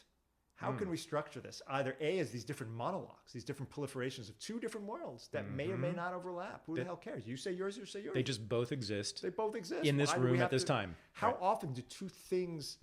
I mean, one of my great revelations, I've written a bunch about this, but when I was a kid, I realized this later what I'd stumbled on was the logic of difference rather than logic of opposition. When I was a kid, going to take a bath or a shower or whatever, and I was like, why is the opposite of hot cold? Shouldn't the opposite of hot be doorknob, farts, soap, noodles? And I realized that hot and cold are opposites, right? Yeah. Hot and noodles are just two different things. Right. And that opposites are in fact the same. They're just two ends of one thing. Right. That's why the very notion of spectrums bother me. People say sexuality is a spectrum. I don't know about that. I don't know if I believe in spectrums. Yeah. Sexuality is just wildly varied. Yeah. I don't have to say it's a spectrum. Spectrum is so limited. When you posit a spectrum, you're positing, am I right, a connection between each discrete... Yeah, you're saying it's one thing. Each discrete point is connected to another discrete point, right? And you're saying it's just a different thing. They're just different things. They might, and they're going to connect to each other in all kinds of different ways at different times for different reasons. We don't have to establish it once and for all. I like that. And connections are constantly moving and changing, and that's rhetoric because it's circumstantial. Yeah. Things are hooking up with each other according to different logics at different times for different reasons, from different perspectives. Right. So that's why debate, I was always like, well, what do we, how would a debate, I don't even understand the logic of a debate. There's two sides to something. Well, why are there only two sides? Yeah. Shouldn't there be a million sides? Right. And if there's a million sides, do they have to even ever be opposed to each other? Can they just be different and planes that crisscross at various junctures, but actually fundamentally ignore each other? And I know that gets very different when you need to create policy. It's one reason I totally avoid the political realm, because I don't know how the fuck they do that. That's why I love representative government or a monarchy, or I want someone else to deal with that. I don't believe in democracy. Again, I don't want to deal with that shit. Exactly. Right. Let someone else do the political stuff. Oh my God, if I had to read about all that stuff all the time and know all the issues, Jesus. You're talking about people who actually manage society. Yeah, I want someone else to deal with exactly. That. That's me. That's me. Totally. Mm-hmm. So people, I mean, isn't it amazing that people want to be mayor of San Francisco? Like, I can't ever inhabit that consciousness. Yeah. I don't even know what that means. But, I completely agree. I love this. Okay. So, it's funny. I was just invited / hired to do a formal Oxford style debate in 2 weeks. Oh, nice. Oh, well, fun. I don't know anymore if it's but nice. you can have all kinds of fun with it. I think. So maybe I'll do a Coffeen version of this debate. It's so funny when we say famous. Like Judah Butler's a famous academic that maybe 400 people have heard of. So I don't know what famous really means anymore. So I was going to say there's a famous debate between Gadamer. Do you ever read Hans Gadamer? I know about him. Yeah. And Derrida. Yep. And Gadamer gives this very earnest pitch. I love Gadamer because he's again an honest philosopher, despite the fact that he's German. He makes this very sort of earnest appeal, about Derrida and Nietzsche, they want to be understood. You mean German and not Jewish? Is that what you mean? Exactly. Okay. And what it means to understand, and Gadamer's obsessed with understanding. What is understanding? And he argues that there's always essentially common ground, and that's just necessary. We're in the same room. We're just on the same earth. There's always something common. There's always something understood, even though it's not a one-to-one. It's not, I understand your words one-to-one or anything like that. And Derrida never even addresses him and just gives his shtick on the role of style in Nietzsche. Just has nothing. He never even mentions Gadamer, never mentions understanding. Just Gadamer's trying to engage him in a conversation, and Derrida just goes down a tangent. Okay. And when I was young, it kind of drove me crazy. And as I've gotten older, I kind of dig his move. He's just like, I'm just going to go this other place. Okay, because this is the other big criticism I get, and postmodernists get all the time, right? It's like, well, then how do you have a conversation? Right. And I mean, I have my own answers different than Gadamer's, but that's... Well, wait. I mean, so he's not saying that there's like some essential is a common ground. No, just the opposite. It's just emergence. It's just the fact that you're standing in front of me is common. Then we're cool. Yeah, I think it's beautiful. Yeah. You know, Gadamer's very beautiful that way. It's not at all this essential thing. You know, one of the things I love about you, whenever you mention an argument or a point or a theory that you like, that you prefer, you use the word beautiful. That's right. It's never correct, right, persuasive, compelling, intelligent. It's just beautiful, right? And that's you. You're about the aesthetics of ideas. Yeah, and that as life, right? Because that's what you're living through. And you have called, I love this too, you've called philosophy or rhetoric or or intellectualism really, the art of creating concepts. Well, that's Deleuze. You stole that? That's Deleuze. That's their whole book. What is philosophy? Beautiful. It's beautiful. They're like handymen. They're like philosophers create concepts. I love it. Yeah. Right. Which highly recommend that book. What is philosophy? Okay. Yeah, I've never gotten to Deleuze. That's why if you're gonna read one. I drove all the way here just so I could get the Deleuze primer from you. Because I had a bunch of buddies at the New School when I was in grad school who were all constantly telling me about Deleuze, Guattari, blah blah blah, and I just thought, no, fuck that. I'm not interested. I'm doing serious materialist work. I'm a Marxist. I have work to do. I have to go, figure out how the working class is going to organize itself. I was told that when I was writing. So I wrote about Deleuze and Guattari. So that was 1998, and in my department, people like Professor Butler, those guys were considered fruitcake. Deleuze and Guattari were. Yeah, I was a little bit ahead. Because they're trendy now, or at least they became trendy, super right? Trendy now. Okay. Okay. So you want to do that? You want to give a quick primer on who the fuck these French weirdos were and what they had to say? Yeah, I've been reading so much Guattari recently. I was so into Deleuze forever. So it's Gilles Deleuze and Felix, not my son. You didn't name your son, right? No. But you do like these guys a lot. I do like them a lot. Okay. They were hugely influential for me. Deleuze was more of a sort of straight up philosopher. Actually was a straight up philosopher, and he is a great reading of Leibniz, great reading of Kant, a great reading of Spinoza, but really introduces, where Derrida was always interested in undoing, right? Mm-hmm. And deconstructing. And the moment that something claims it's one thing, it's actually another. He's into intertextuality. So the moment a text wants to close itself off, it bleeds into something else. Deleuze begins from a place in which there's always multiplicity. The bleed is always there, always already there. Nothing has to be undone. He begins from a place where the very constitution of something, where the one is always already many. Okay, so right off the bat, the difference I see between them is that Derrida is antagonistic. A little bit, yes. Right? And Deleuze is not. Deleuze is radically affirmative. Yes. He's sort of like you. I mean, he's sort of saying, oh, there's differences. Cool. Let's play with it. Let's let it happen. Let's let it be. Let's look at it. Let's look at this monologue versus that monologue rather than having a fight. Exactly. Yeah. Whereas deconstructionism generally, and Derrida in particular, is like taking a text and then making it something different than it pretends to be. Yeah, and Derrida is a little more fun. He's also it's always a double move. He's also playing, and he's into games, and I like that about him.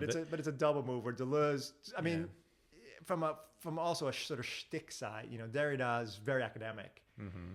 And Deleuze and Guattari, they're dropping acid, and they're much freer, looser, especially in their two big books, Thousand Plateaus and Anti-Oedipus. They're just making shit up, man. They're just proliferating concepts, and it gets so wacky and insane and bizarre, and they call it like science fiction. So Deleuze calls philosophy science fiction. It's inhabiting a whole nother world, and what's in this world? How does it go here? How does it behave? What are the rules? What counts as a thing? How do two things interact with each other physically, ethically? socially, and it's sort of beautiful, right? So he really has this proliferation of worlds. And then Guattari was a psychoanalyst. He studied with Lacan. Yeah. And he was a radical. He was the sort of schizo punk, super into super radical politics. They met in 68. Yeah.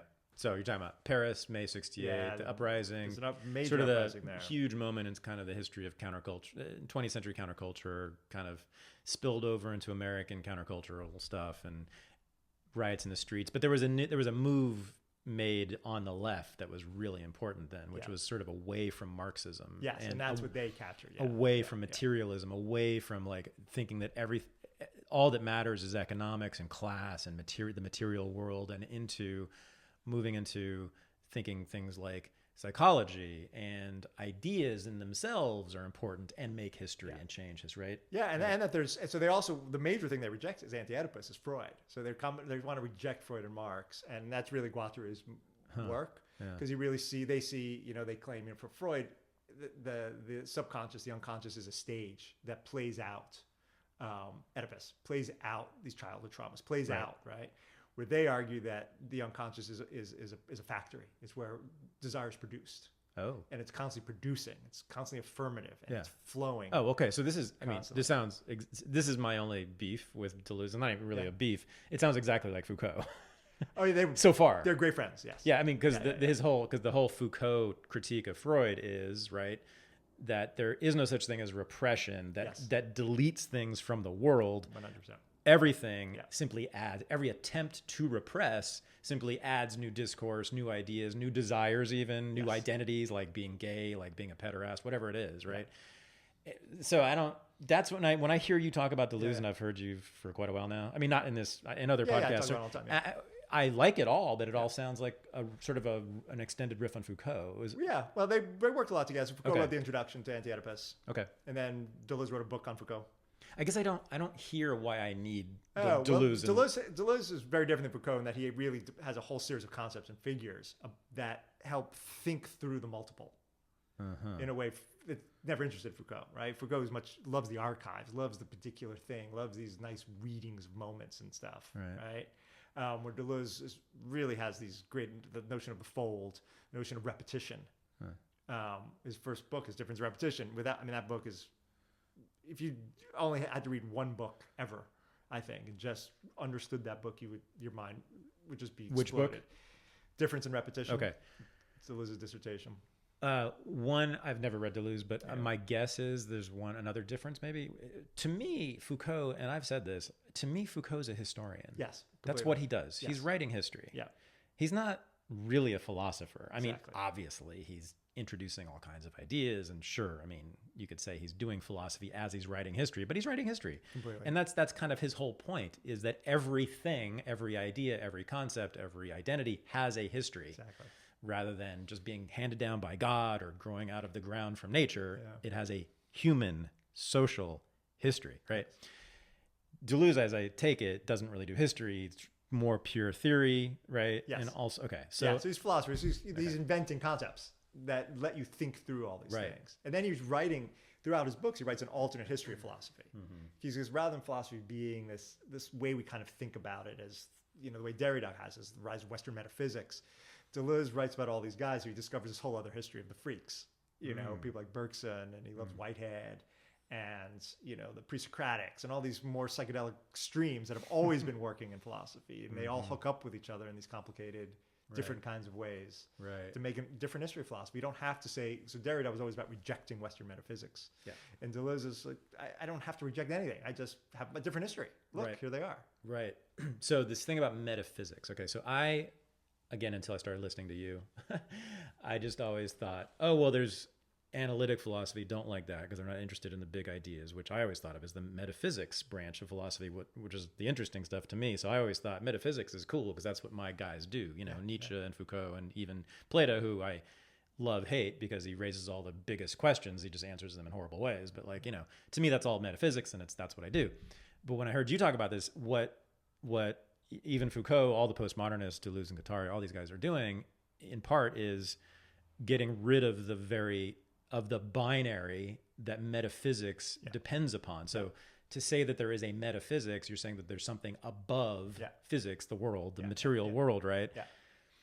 That was revelatory when I heard you talk about that. Yeah. You know, and instead, I think this is right, that either everything is metaphysics, right? Or everything is material. In other words, there is no opposition, there is no binary. Yeah. There's no binary, to them or to you. Is that right? Okay. Yeah. So for, there's Derrida who's always trying to undo, the metaphysical tradition is premised for him. That's deconstruction on the physical, right? So it's just, that's what deconstruction is, right? It's always this double move where anything that wants to close in on itself, wants to claim the truth, is undone by its own margins. It has to repress something, right? So management has to repress labor, right? You want to hide the labor from the scene, right? But it's always secretly there in the margins. Okay. Or there's multiple meanings in a text. Is that the other way he does it? Right. There's hidden meanings in texts. Or just multiple. It just goes down different paths, right? So nothing is hidden to these guys, right? So it's all. No, I meant Derrida. Right. For Derrida, there's hidden things, or there's things. It's not really hidden. It's just so. In a way, nothing's hidden anymore for the postmodern. Everything reveals itself. Okay. It's just multiple. Okay. If I know that sounds really pedantic. It really sounds kind of obnoxiously No. pedantic. But I just lost you where you said that, to whom are things hidden? Who are so a lot of the history of philosophy things we have to discover the truth within. So Socrates is Nietzsche says, so the problem with Socrates, my favorite part of Nietzsche. The problem with Socrates, it's the title of the chapter. The problem of Socrates. He was ugly. He's like, to the Greeks, that's enough of a refutation. The point being, that's the most ultimate anti-metaphysical claim, right? So the whole point of Socrates was famously incredibly ugly on the outside, but beautiful inside. Right. And that's called the Hermeneutics of Suspicion. That there's another truth, something. I'll get to the truth underneath it. Right. Where all these guys come along, go, no, the world reveals itself. It's all right here. Right. It's not necessarily immediately obvious. It might be obscured, but it's not fundamentally hidden. Right. For the classic philosophers, for Socrates, Plato, etc., Aristotle, you get through language to get to the truth. Exactly. The language, in a sense, is hiding the truth. Exactly. Okay. Exactly. So it needs to be decoded, uncovered. And the work is working through and sometimes against the language that is obscuring the truth, and we have to get there. Okay. Exactly. And so you're saying, okay, now I understand. So all the POMO people of the 20th century were like, nah, it's all right there. It's all right there. It's the language. Yeah. The language is it. it. Follow it. And so Derrida will take a word and just follow it. You think it means this, but it means like 12 things. And let's follow all the ways that can mean something. And it explodes. If you follow any word, it explodes the text. So you just used a word in your sentence. Let's look it up in the dictionary. Well, guess what's in that dictionary in the definition for that word? Other words. Exactly. Okay, well, let's find out what those words mean. Guess what happens then? You look at those definitions. It's more words. It's all self-referential, right? Yeah. Closed system. Exactly. Expanding, but closed system. Yeah. So we got Deleuze, he never uses the word metaphysics. It doesn't mean anything to him. So he's often accused of being a metaphysician. He doesn't give a shit, right? Because he has this thing called the plane of pure imminence, and he talks about some, especially as he was dying, some truly beautiful, esoteric, very Buddhist sounding stuff. Yeah. And people accuse him of metaphysics, and he's like, he never cared. That's not a problem to him. He's not trying to overcome anything. He's trying to invent new worlds and a different way of operating. Yeah. So we don't have to think of divorce as a tragedy. Exactly. Yeah. Just recast the terms. Just redistribute them. Why would we ever be beholden? And we can actually see divorce as a source of pleasure. Yeah, and it can be. And I understand people go through horrible divorces, and that's of course I get that. But I also never understand why people belabor it. Why it's necessary. Yeah, and even why they belabor just. Why wouldn't you just want everything to be good? I don't. You are not saying, and I certainly wouldn't say that. You should never feel bad when you get divorced, and there's nothing bad about it, right? It's brutal. It's simply that there's other possibilities, other opportunities that can actually have pleasure and happiness and freedom and all the things you want for you and the kid and even the ex. Yeah, exactly. And imagine for me and you, right? Imagine the last 9 years if we had a fundamentally different discourse. And that just as prevalent of the discourse of staying married was a discourse of saying, look, there are great ways to raise children. Right. Yeah. In which you're not married. Yeah, I know. What's wrong? It seems so obvious. It's because I hadn't heard of you until a year ago. Yeah. If I had heard of you 9 years ago, I would have had a much happier life. But it was really like a revelation to me of just, yes, because I had the guilt too. I mean, I just, I'd drop my kid off and I'd leave and he'd wave the whole time in the window. And the minute I was out of sight, the tears just pouring down my face. Awful. Yeah. And he's a little confused. He's 5, but fundamentally, I see him every day. I talk to him, almost every day. And what's the problem, really? Yeah, I know. It's that's what I'm still going through. And it's I sound much more cavalier, I think, by than I am, because of course I still think about it and reckon it, so much of parenting is premised also on our failures. There's always this thought we're going to fuck up our kids, and a lot of this is talk about anti-Oedipus, is Freudian. Yes. That your formative years when you're a kid, everything that happens to you is going to scar you for life, and so we as parents constantly think we have this much power over our kids. Right.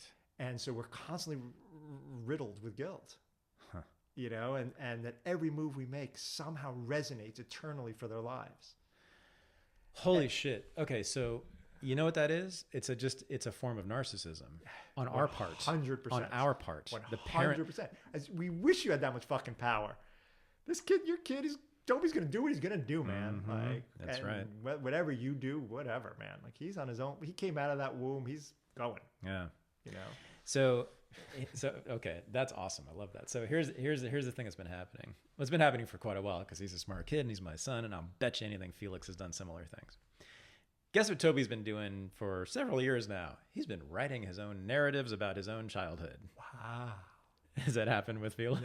No, that's interesting. He doesn't talk about he doesn't tell stories about what it was like when he was 8 or 9 or 10. No, it's funny. I tell him stories all the time. Or like when you had such and such a girlfriend, or when you had this house in some place. I mean, Toby's always telling me about, this house I had, or this girlfriend, or this moment.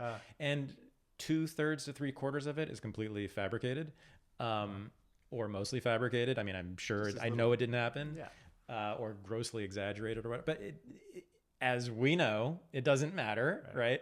What matters is the narrative, the story, right? And so, and as someone who knows that, it's so hard. I'm sort of like, he's been telling, and by the way, so most of the narratives for a long time were not so good for me, right? Because it was like, oh, it's so terrible. The years after the divorce, I had this terrible girlfriend at the time who hated him and ended up hating me, and I was a drunk, and it was just awful. And so but he was really young, and I thought I hid most of it from him, and I did, but I don't know how much of it. Some of it had to seep through. I just don't know how much of it. Sure. So I've just been living in terror, right? Of, oh my God, what? Especially during those years, like what got into his head? And he was mad at me all the time during that time. He was refusing to come to my house, but once he was there, he was happy. So I don't know what's going on here.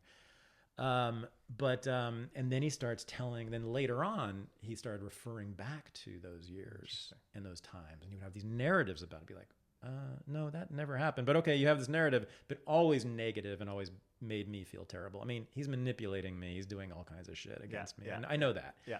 Doesn't matter. It still was like, it's poignant, man. Like a saber just like cutting me in half every time. It's no joke. But so it's funny now we're having it's the battle of the narratives going on in a way, right? It's like, no, Tobes, actually that didn't happen, or this happened. Yeah, we did live there then, but she was gone by then, or like, I never did this thing to you, or whatever it is. And so I've been thinking about I live in fear of my son's narratives about his own life. That's incredible. Yeah, I guess I have these debates with my mother because of my crazy childhood. I'm constantly telling me stories, and she's like, "That's not quite right." That's what I do too with my mother. I had all these narratives that ruined my own life about my childhood that I would punish my mother with, and she was like, "Yeah, kind of, but not exactly." But it ruined my life, ruined her life, and now I'm afraid we're gonna do the same thing, my son and I, to each other. Yeah, I mean. Help me with that, Dan. Well, one thing I've been wrestling. My kid has seen me in so many states, that are not, that most parents would never would shun be terrified to let their kids see them that way. Do tell, like what?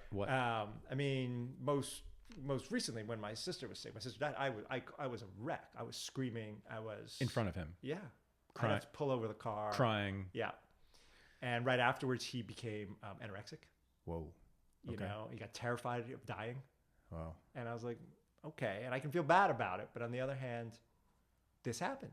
This just fucking happened. What am I going to do? Not be that? Yeah. Am I supposed to hide the way I feel? My fucking sister's dying. I'm traveling back and forth. 2 weeks in New York, 2 weeks here, 2 weeks in New York for 6 months. I kind of went bankrupt, all this shit, and he's watching it all happen. And there's that. And then, I've been depressed. I've had my issues with alcohol and drugs, and he's seen it all, and oh man, this is so. I don't care about the audience. This is huge for me. And I this feel is huge like, for me. And he feel bad sometimes because he gets very concerned about me. Are you okay, Dad? Yeah. And I realize he has this vision of me as somehow weak and somehow or sad or needing help. And I was like, but this is the way he is, and this is the way I was, and I see the way people are raised, and a stoic father is better. I don't know. I mean, I just let it hang out there. I don't hide shit from him.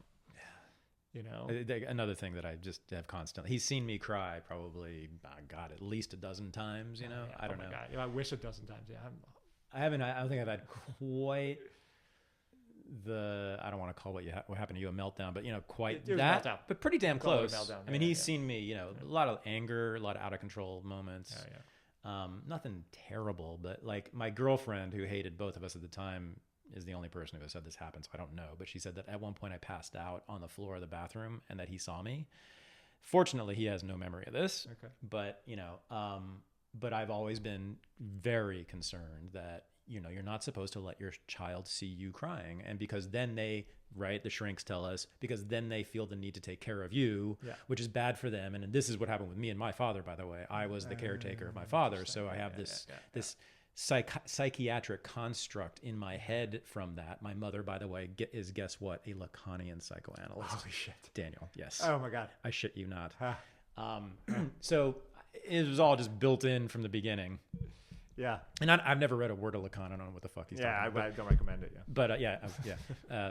But so thank you so much for saying that. That just makes me feel a hell of a lot better. And I also think that, but more importantly, I think that all of us, everyone, we may be wrong. It may truly actually be really damaging what you did and what I did, being emotional in front of our children. Yeah. But I really wish all of us would think at least again about this. Yeah, right? And just have a discussion. Let's just think about this harder. Yeah. Let's just sit down and think about this. Yeah. Are we sure it is better to be I love what you just said, a stoic father? Yeah. Like in the 1950s. Yeah. I took Toby last night to see First Man, the Neil Armstrong movie, the Man on the Moon. It's Ryan Gosling, whatever. Yeah. It's about the. I've never read. Yeah, it's about the moon landing. It's about the moon landing, but it's really about Neil Armstrong, who's like the classic 1950s man, and he's got kids, and one of his daughters dies when she's a toddler, and the whole movie's kind of about that. And he's totally stoic, of course, because he's fucking going to the moon, right? Yeah. That's who they pick, right? Is the guy who never. So the theme of the whole movie is like he never allows himself to tell anyone or show his feelings about this tremendous sadness he has about his daughter. Oh, wow. But he's holding it the whole time. Even when he's literally standing on the moon, what he does is he takes this charm bracelet that she had before she died and throws it into the crater on the moon, which I guess happened. I don't know, but but he's this closed off, perfect American man, citizen, right? Disciplined and is that better? Right. Yeah. Is that better? Yeah. I don't think so. Yeah. I don't think so. Maybe there's something in between freaking out in your car or screaming, crying, and being drunk on the floor of the bathroom, and that. But to me, let's talk about it. But rather than an ideal of saying it should be one of these things or another, it's this. Yes. It's this. You did that. So what? Yes. Why hide it or not hide it? I just did it. So I just believe in absolute frankness with my kid. I just say it out there. And I'll say to him, buddy, I'm sorry that was so emotional. I don't know if that was weird for you. But that's the way I felt. I don't know what to tell you, and I just put it out there and I don't have no other approach, I just love that. I've had only one other parent say anything like that to me. It was just a woman. The parenting culture is the worst. Santa Monica. And she was like, because she just sort of seemed to be one of those people that has no like editor inside of her, Yeah. Which can be good and bad, good or bad. And I remember she just went on this sort of long discourse about like sex or something or some relationship thing. It was very adult, right in front of her kids. Her son was Toby's best friend for a while, and so and they were like 9 years old at the time. And I was like, even me, I was like kind of like, whoa, you sure you want to do all that? And she just looked at me and she says, yeah, I just say everything to my kids. I don't stop myself at all. Right, and I was like, oh damn, that's kind of badass. I like that. Yeah, But you're the first one to really flesh this out for me. And it's so. He doesn't see my sex life. You know what I mean? He has women in my bed, but but I don't talk that much, Well, see, certain things do you know about my father, right? Like in that, because you read my thing. Yeah. So he was like, I would hear him having sex almost every night. Yeah, almost every night. That's something. And he would talk not a lot about it, but he talked about it sometimes. Right. I mean, not in great detail, but like I knew one of his girlfriends apparently had big tits or something, but I certainly heard him having sex, and I saw him having sex a couple times too. Right. And it's funny, everybody assumes that scarred me and damaged me. And what's interesting is I've always been totally clear about this. That's the only thing he did that didn't fuck me up. It's so funny, but it's so telling though that people assume that that's the thing. I know. Talk about Puritanism. Talk about weird leftover Puritanism. Yeah, it's the only thing. Yeah. And even that I brought that up. I mean, look at me. I'm thinking I'm all radical and free thinking. And the one thing I mentioned to you that I don't talk to him about, which I still do talk to him somewhat, and I just also want to be respectful of his mother, who I love very much, right? Okay. And I have a great relationship with. I don't need him thinking about me in a certain way vis-a-vis his mother. I don't want,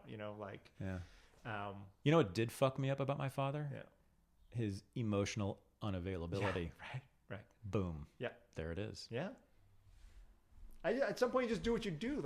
There's no right thing. That's just this thing. There's no truth. There's no right answer. There's nothing to strive for. You just do what you do and just fucking own that shit and just keep going, and try to have no regret. Yeah. And just keep moving, right. All those things happened when my sister was sick, and they happened. But, I don't regret it. I would do anything not to have had that happen. Not the way I reacted. I wish she hadn't gotten sick. But that shit happened. Do you have any regrets about anything?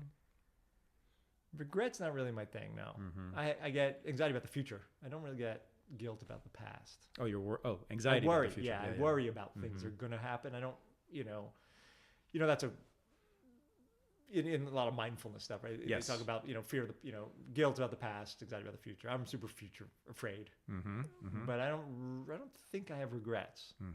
Yeah. Until I came across mindfulness, I lived almost entirely in the past and the future. Yeah. That's what we do. Right. That's what we're trained to do. Yeah. Oh yeah, that brings up another subject that you've talked about, which is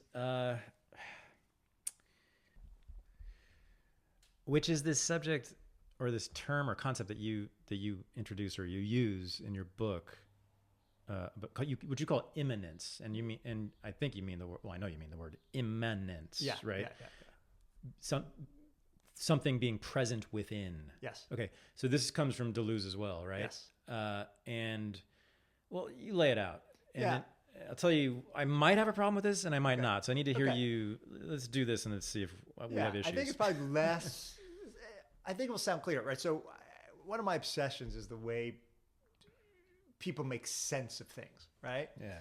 And particularly coming out of the academy, people reading books and seeing fucking nonsense my kid is taught in his schools. I can't believe the crap Isn't it just... Oh, it's so infuriating. I don't even know where to begin. I can't even, dude. I just and museums. I was always floored going to a museum, and I had this great experience at I don't know if you know the work of Philip Guston.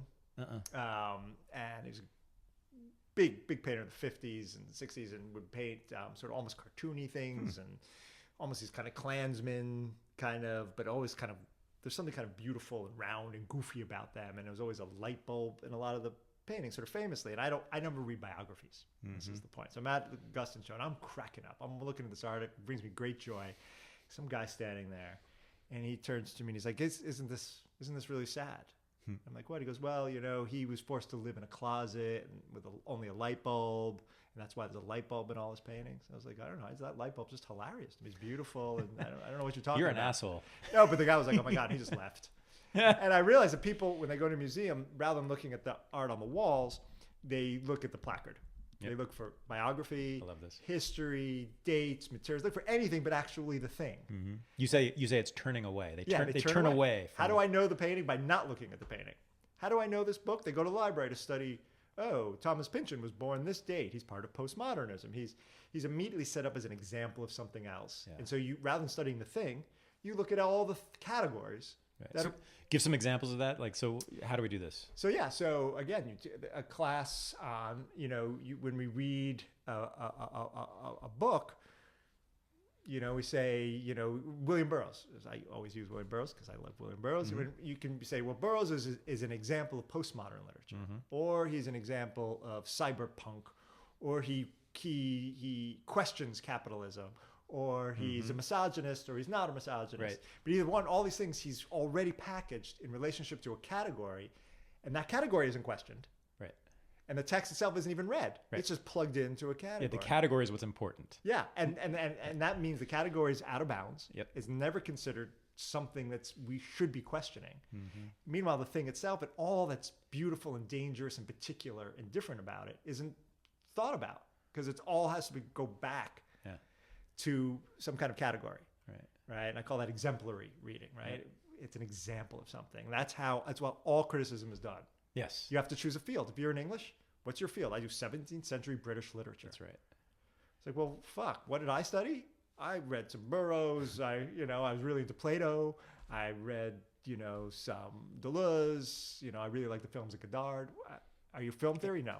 Are you a postmodern literature guy? No. Are you a philosopher? No. I'm none of those things. I just read these things. And you read those things because you liked them. Yes. And they form relationships to each other.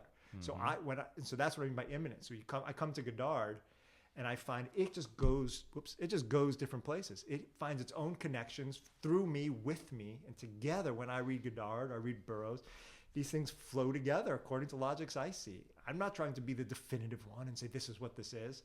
I'm just finding these flows that emerge rather than being preformed. They come out of my experience with these things. It's not subjective. Yeah. It's not that I'm making it up. It's me with the thing. Okay. And together we're doing this, and I can point to the points in the text, right? And say, look, here in Godard, it links up to Burroughs here, and it links up to jazz here, or, and I can find the connections, and there are lots of connections, but they emerge imminent to it. Well, that's okay. So I love all that except for this imminence term. That's word. I know. Because it sounds essentialist. And so yeah. This audience actually does know this word because I use it a lot. Okay. But let's just make sure we're clear here. So imminent, right, means always, doesn't it mean always, or it means existing within or always existing with? I've always taken it as an essentialist concept. Yeah, that's right? True. Yeah, you're right. That there's what is it? The acorn and the oak tree, right? The oak tree is imminent in the acorn, right? The classic Aristotelian thing. Right. I hope and I think you're not doing that. Not at all. Okay, so, good. But imagine this. Imagine that acorn and saying, what other kinds of things are imminent to that acorn? Right. Well, the tree is one of them. Mm-hmm. But then there's, roasted chestnuts, or I don't know. That's the right thing. Whatever. Roasted acorns. Roasted acorns, or acorn flour. Or I can throw it and make a weapon. Yeah. Or I can build something. Or you can step on it and break your ankle, which a friend of mine just did on an acorn. Yeah. All of that is imminent to that thing. Yes. Every way that thing can go, which is literally an infinite number of ways. Okay. And so it is infinite. So it could, because it has there's as many ways to go as there are interactions. Great. Okay. Then I'm totally with you. And it's temporal. Okay. It's constantly always emerging. Totally. Yeah. Okay. Good. So when I talk about it, exemplary versus imminent reading is just beginning with the text and what I bring to it. So it's not the text as some essential thing.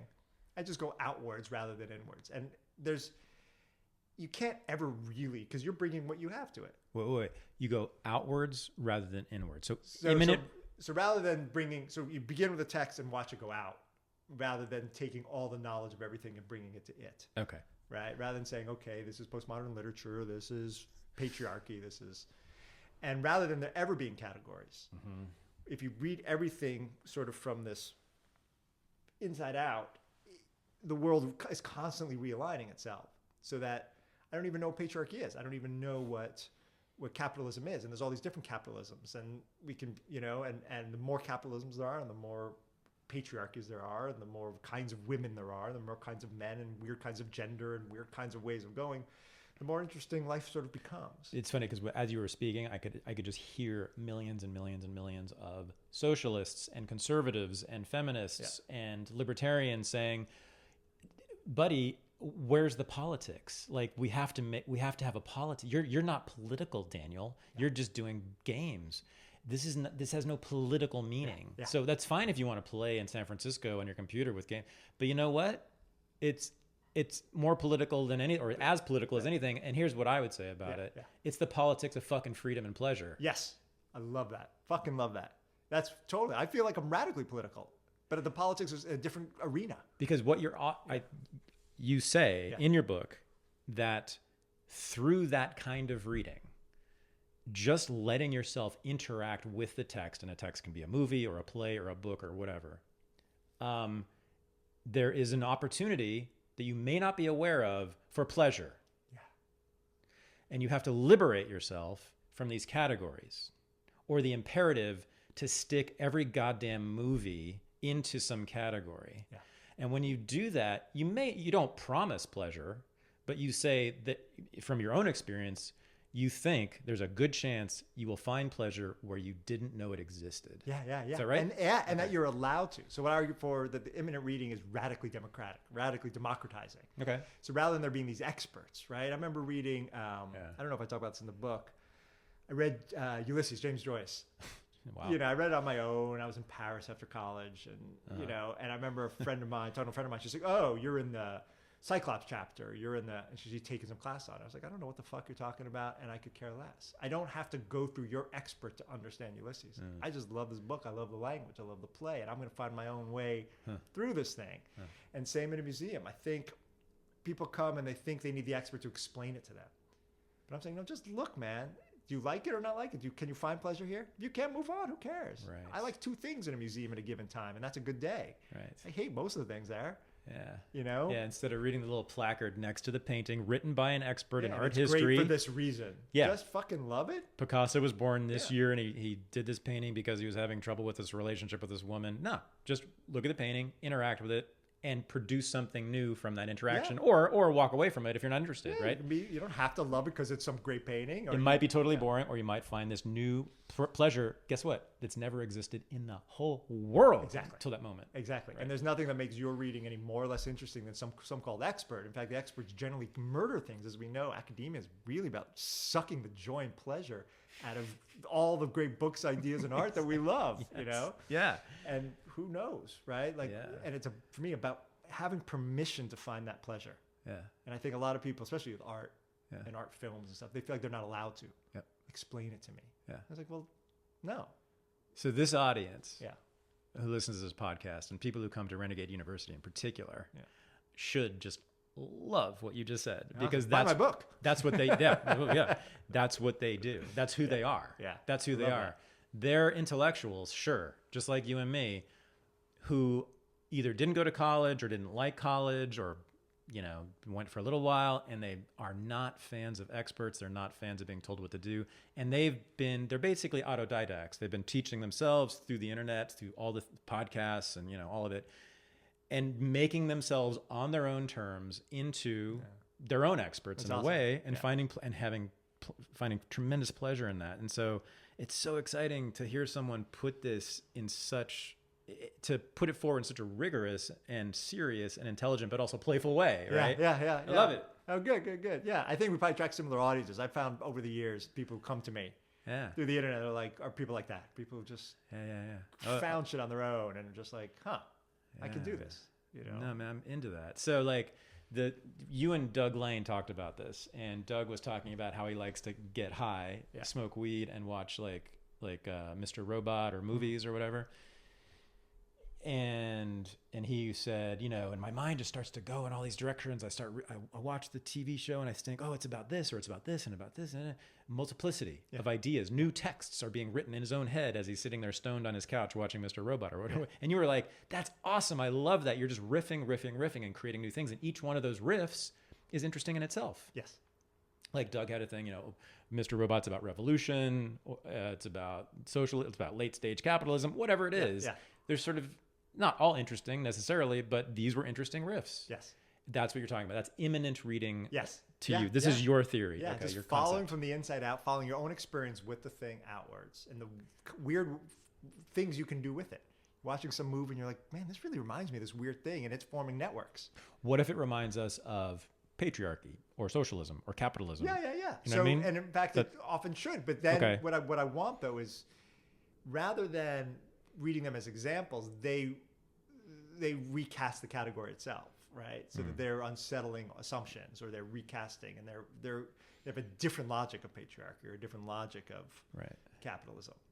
Right. Rather than just being the good example, the obedient example. Yeah. I dig it, man. You know. I totally dig it. All right. One last thing. Yeah. Capitalism. I almost don't want to bring this up because this has been so fun. Yeah. But okay. So you have some issues with capitalism. I've heard you talk quite a bit about things you don't like about it. And guess what? Every single one of them I am with you on. I don't like. So you have talked a lot about the work and what work does to the body and what work does to the pleasures of the body and our time, which is that it kills all those things. Yes. It kills the body, kills the pleasure, kills it. You laid it out so beautifully. I forget which podcast it was in, but you kind of just went through the day of a life, the day in the life of someone who's working in San Francisco, whatever. Like you get on the bus and everybody's miserable and they go to the cubicle and they sit in the cubicle all day. They're miserable. They get home. They immediately turn on ESPN. Go to the fucking bathroom and you don't even get a private moment in the bathroom. Right. All the bathrooms are public. Right. You can't even fart, shit, and pick your nose. Have a peaceful moment. Yeah. Every moment of your life is given up to this machine. Anyway. Yep. Yeah. I used to live about 4 blocks from the world headquarters, corporate headquarters of Girls Gone Wild LLC. Do you remember Girls Gone Wild from about that whole story, 10 years ago? Yeah. Lawsuits. Yeah. Okay. So, videos of college girls showing their tits. Yeah. That was it. That was the business model, hugely successful, as you might imagine. So I happened just randomly meet somebody who worked there in the corporate headquarters. And I was like, oh, so what's it like in the offices? He's like, it's a bunch of goddamn cubicles and people working all the time. It sucks. There's no fun whatsoever. That's one of my other obsessions. Yeah. Right. I work at a cool company. What's a cool company mean? Right. And so then we have our smartphones and we're wired all the time. So the boss can text us at any moment. And if you're salaried, you gotta always you're basically always on call. Your hours are not regulated. You don't get paid overtime. Yeah, where did overtime go? Well, no, you're not salaried. Something called overtime. No, you get this amount of money per year, and you have to produce this. You have to, it's not like per hour. Right. Totally, man. And the anxiety, that comes with that, because and how it's just you're always needing to get more and more and more. The future, the anxiety about the future. Will I make enough money? Of course, as freelancers, you and I are both feel this more than most people, but it's there. I've been anti-work my entire life. Yes. Political life, certainly. It's always been part of my politics, which has also set me apart. So I'm with you completely. That is, to me, half of capitalism. That's the Puritanism in capitalism, which is the production side of capitalism, is by necessity, not because they're evil people, by necessity it is puritanical because you just can't produce things if everyone's getting drunk and fucking. Yeah. You said this thing about like you can't even have sex with people you work with anymore, right? Yeah. They took sex from the workplace and so rigorously. Yep. I know, right. So no fun. Yeah. Really. And then I realized that web porn, which is basically, as far as I know, it's on the internet. Wait, what is this? Whenever I go on the internet, there's only pornography. I don't know why. I don't know. I must have a different internet. Wait. But they put it right on your computer, so you don't even have to leave. I first, the web porn is such that they keep you tethered to your computer. Wait. What are you talking about? Where? All work is done. They want you in front of your machine all the time. God forbid you should find even sexual pleasure elsewhere. They don't even want you fucking. So they loaded up all the sex you need onto your computer. So you never even need to leave. Oh, well, that sounds conspiratorial. But I'm just saying. It's the efficiency. That's how it's happened. It's the efficiency of capitalism. Gotcha. Right? They're just, we don't want people. We can't have people actually having desire. Right? They need to castrate us as much as possible. Who's going to sit at a cubicle for 8 hours? Okay. So I think you're 100% correct about one half of capitalism. Yeah. The production side. Okay. Right. The desires, a war is required against our human bodily desires in order to be productive. Yes. That's just it. Yeah. Okay. And history has proven us right about this. Okay. Yes. Now, here's the thing. Yeah. Have you ever read or heard about Daniel Bell's essay? No. I've talked about this a lot on this podcast. The cultural contradictions, maybe it's singular. It might be a cultural contradiction of capitalism. Life-changing book for me. It's really an essay that he made into a book. It's really just an essay. It's not the easiest read, but the argument's pretty clear. Daniel Bell simply says capitalism is as fascinating, contradictory system, unlike any other, in that it is one half Puritanism, right, the production side, and the other half is hedonism, the consumption side. Yeah, except so this is the book that I kind of want to write. I've talked about with Doug, maybe writing for Zero Books. It just seems too depressing to actually write. Is that Herbert Marcuse has a great book, right, called Eros and Civilization, where he argues that capitalism co-opts the pleasure principle. Right. I mean, this is okay. Now we are starting to diverge. But go ahead. Yeah. So capitalism. That's what capitalism does, right? Is it gives you lots of pleasures, right? It gives you the TV shows and the yummy food and the nice coffee and right all this shit, right? Mm-hmm. But this is when I began to make this distinction between pleasure and enjoyment. Okay. Right. That rather than pleasure, because capitalism gives us lots of pleasure. Okay.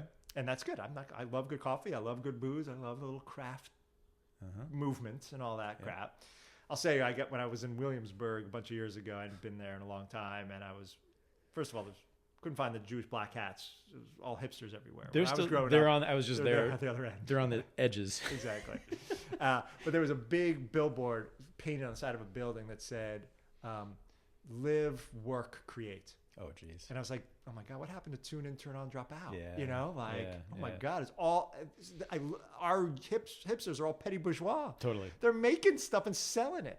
Totally. And it's so fucking depressing to me. I can't even tell you. That's all my friends. That they're all hipster producers. That's what we've become. Yep. And when occasionally in the Mission, very rarely now, I'll see some couple, they are fucking tripping out. And he's playing an accordion. And I'm like, oh, you're rare and rarer these days. Mm-hmm. And I love you. You guys are completely unproductive. Yeah. You're not selling anything. You're not panhandling. You're not doing anything. You're just fucking freaks. And when hippies became hipsters, we lost a lot. Yeah. But then there's pleasures, but then pleasures are so wrapped up in this capitalist engine, right? And a necessary condition of it. But that enjoyment takes a lot of time. Enjoyment is living through something thoroughly, right? Okay. So rather than a quick fuck, enjoying sex is a whole nother thing, you know? It takes time. I mean, you can have a quick fuck before you leave for work, but you can't really enjoy it. You can't sit there and linger. Oh, that's I love when you talked about your mornings and what capitalism has done to your mornings, right? You wake up with a heart on, you said, right? A lot of people like to wake up and they want to have sex. Yeah. Well, guess what happens Monday through Friday? You ain't doing that. Yeah, exactly. There's no enjoyment. You're going to work now, right? Yeah. Okay, well, wait, I don't see why, I like all that too, but I don't see why capitalism does give us things that are enjoyed over time too, right? I mean, those are products. Yeah, but it doesn't want us to have private passions, right? Things like this, things we're doing right now. In the middle of the afternoon, you and I are sitting here talking about ideas. We're not making stuff. We're not selling stuff. You're selling some stuff. What do you mean? This is totally selling. This is totally capitalism, dude. Yeah. Nice try, though. Yeah. I mean, if you want me to not release this and publish it and monetize it, I can. But yeah, you've done better at that than I have. That's for sure. But so there is. You talk about the will to. What do you call it? It's not will to power, but it's will to. In capitalism, there's a will to accumulate or produce or something. Yeah, the will to quantification, the will to always moving forward. And this is another thing, and I completely am with you on this. It still boggles my mind that Mark Zuckerberg still works. Yeah, right, exactly. It boggles my mind that you use the example of JetBlue, the airline, right? Yeah. They built this awesome airline when it started that was new and it was like comfortable and they had TVs and it worked well and it was informal and it was relaxed and it was great and cheaper and everybody loved it. And then they started merging with other airlines and growing and expanding and going and went public and blah, blah, blah, huge thing. And you said, and I completely agree with you, like, there's nothing wrong with that. It's fine. But like, why on earth would the owner of JetBlue at that moment choose to do that? He's got this great thing. He's set for life economically. He's super successful. Everybody loves his product. Yeah. Yeah, but they do it all the time, right? That's what they do. Capitalists. Every company does it. That's what they all do. Yeah, and it's actually legally mandated, right? I mean, especially once you go public, as officers of a company, you are legally bound to increase profits. Sure. You cannot make decisions that don't do that. You might accidentally, and they might hold you responsible or not. Right. But you can't say, no, we're just not going to. But why not just retire with your fortune. I don't understand. And fuck. And take LSD for the rest of your life. Yeah. Yeah. I will never understand. Here's the thing, though. Yeah. That's a very small minority of the population, I think. Those are the capitalists. Yeah. Politicians, too, I think, have that same personality, right? That you always need more power. Right. Yeah, right. So Max Weber, the sociologist, kind of had a theory for this. He just said there's just certain people who have like this paternalistic view of the world. They need to just be the dads and the moms to the whole world, which means if you're a capitalist, you get the big, like you're Bill Gates, right? Make your fortune so huge that you just make a difference for everybody. And that's really what it's about for Bill Gates. Bill Gates doesn't enjoy his money, by the way. Yes. Doesn't seem to. Doesn't seem to. What he wants to do is fly to Africa and solve malaria, blah, blah, blah. Yeah. I can't relate to that. But most people who Marxists would call working class, right? Those who are not capitalists, don't own the means of production, who have to work for a living on the buses with you with the grim faces in the morning. Yeah. For the most part, as far as I can tell, they don't suffer from this. They like to spend their money on stuff that feels good and smells good and tastes good. But I still don't understand what they're all doing. Why are they all going? Who agreed to these terms? These egregious terms. And in fact, when I went in, I had a company try to recruit me recently. I don't normally go in, but they're sort of an interesting company, and a blockchain company. One of my recent obsessions is just learning the technology is super interesting to me. But anyway, so I'm in there talking, and that guy, I'm not quite seeing eye to eye with a lot of the people I'm interviewing with, right? And then the main guy comes in, and he's like, I mentioned something. He's like, "Oh, you're really busy or something? Is that what's going on, man? Just having one of those weeks?" I was like, "Oh, no. I try to work only 5 to 10 hours a week. I just do other things the rest of the time. I go to the beach. Oh my God. I write. Do you really only work 5 to 10 hours a week? Yeah, my clients don't necessarily need to know all that, but I guess they will now. I can edit that out if you want, but that's amazing. All right. Yeah, I mean, it's incredibly admirable. But I try to work. I set it up because I set it up that way. Wow. Okay, so we have to talk about what your job is, right? Yeah. So it's a great irony that your career that you created post academia, which I don't think we've talked about, right? Is what box would you be put in branding? I'm a brand strategist or branding strategy consultant. I'm a brand strategy consultant. And you're freelance. So you go, is this right? You go meet with, you describe it. I go into clients, and I usually big corporations. Yeah. A bunch of startups and stuff. But I did my biggest ones. I did Fitbit brands, and I did a Medium rebrand, and I just did some work with Yelp. But I work with the team. It's often the executive team, and we run this workshop and say, what are we all about? What's the big story here? What's the story, the narrative? What's the narrative? There it is. And I call it an argument, which always throws them off. I'm like, what's our argument? Yeah. We believe something, therefore we created something that lets people do this so that we can all what? Wow. And it's basically this argumentative structure, but I make it all sound pretty, and I call it a narrative, and I write it up. And I just write up, and that's what are we all about? And they pay you a lot of money for this. Not as much as they should. They'll pay if I call the business consulting, I would get a lot more money. If you're working 5 to 10 hours a week and you live in a house in San Francisco, they pay you a lot of money. I'm a renter, though. Still, they're paying you a lot of money. Yeah, I get paid okay. But you think, right? Yeah. So we began this podcast by talking about the applicability of these bizarre academic playthings, right? Yeah. These ideas that you and I have that means a whole lot to my life in real terms. Yes. But it also apparently means a whole lot in real economic terms to very smart business people as well. Yeah. I mean, a lot of it's a skill, though, that I learned, which is the ability to quickly make sense of a lot of different things and turn it into a concept, turn it into an argument. So I actually, I often, at the beginning of my workshops, beginning of my client engagements, I tell them exactly my experience. So I taught a lot of composition, critical writing account. As a grad student, that's how they pay us at Berkeley, right? And to me, that was the best teaching. So intimate. Teaching people to write critically. So deep, it's a pain in the ass grading all those papers and all that, but you're so deep up inside as students, and you watch incredible transformations, as opposed to me standing up there and teaching these big ideas, and right. But what students do is they list. Nietzsche says this. He also says this. He also says this. He also says this. Right. And I made the word. If you use the word "also" in your paper, for me, you lost the whole grade. Couldn't list. I wanted to hear Nietzsche does this, therefore X, but that, which is to say, be careful of that. right? And therefore this. Right. The connections between the ideas. True logical connections. Same thing with clients. They list things. We're cheap, we're better, we're faster, we're smart, blah, blah. And I'm like, well, okay, you're all listing all this stuff. Right. How do we make it into an argument? Right. That you want to reach this audience in this time frame to make this kind of money. Right.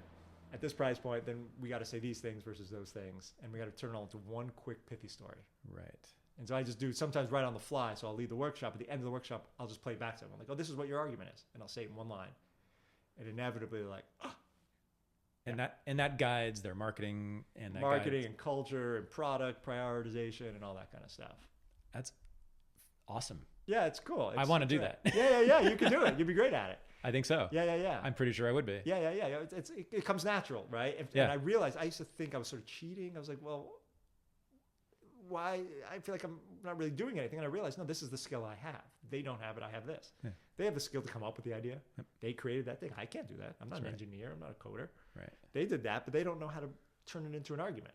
But I know how to do that. Right. And I used to really poo-poo it a lot. And then my shrink was like, you know what? You're just like a plumber, man. You know how to fix things. You solve a problem for people. It's cool. What's the problem? Yeah, no, I'm just trying to connect it to your academic work and your. It's mostly just the skill set. Is it the opposite? It might be the opposite of your ideas, right? Yeah. Well, it's you're taking multiplicity and making it singular. Yes. Is that right? Yeah. Is that right? I think I'm just trying to, but I'm also, what I'm doing is taking all these different disparate parts and just weaving them into a whole that's compelling. Yeah. You're making a new text. So it's a little less psychedelic. But you're producing new text. So for my academic stuff, it's mostly just that it's as a practice, as a skill set I have. Yeah. As opposed to the thing. And, I realize the irony of being involved with sort of the worst part of capitalism as I critique the institution. I'm well aware. But I fundamentally believe in like marketing and advertising. Do you think that's the worst part? In many ways, in the fact that it's the main weapon. Right? It's how it infiltrates us. Right? Yeah. And I'm making arguments that are compelling. But I also believe individuals have the right to choose what the fuck they want. It's what I like about capitalism, right? Yeah. I also am a poacher, right? I believe this culture gives you... America's a very ungenerous place, right? It's a little harsh, this country, right? It's no country for old men. Indeed. And you just operate. You just think, I was given this thing. I can poach. I can take some money, still do my writing and my thinking, not have my life sucked out of me. Huh. And I'm just going to fucking take it. I don't owe anybody anything. I'm not going to be on the front lines of some battle. Yeah. I'm just trying to operate, trying to get by, and hopefully get off the fucking grid sooner than later. Yeah. Is that the long game? Getting off the grid? Sooner than later. Me too. Yeah. I want to unplug. I want to look at my fucking phone. Get as far away from a big city as possible, maybe. Yeah. Or far away. Yeah. Yeah. You know what you have to do right now? Go pick up Felix. Oh yeah. Yeah, just about. Yeah. Because you're my son. Because you're a good dad. I am a good dad. He knows I might be running late. Even though you're divorced. Yeah. It's still good. I really appreciated this, and I appreciate all your work, and I really love your mind. Yeah, you're super kind. I really do. I'm totally honored. This is a delight. Great. I hope to do this again. Yeah, please. Cool. Thank you. This was the Unregistered Podcast, and I'm Thaddeus Russell. To support the show and become a member of the Unregistered community, go to unregisteredlisteners.com. To purchase any of the Renegade University video courses, go to thaddeusrussell.com/courses.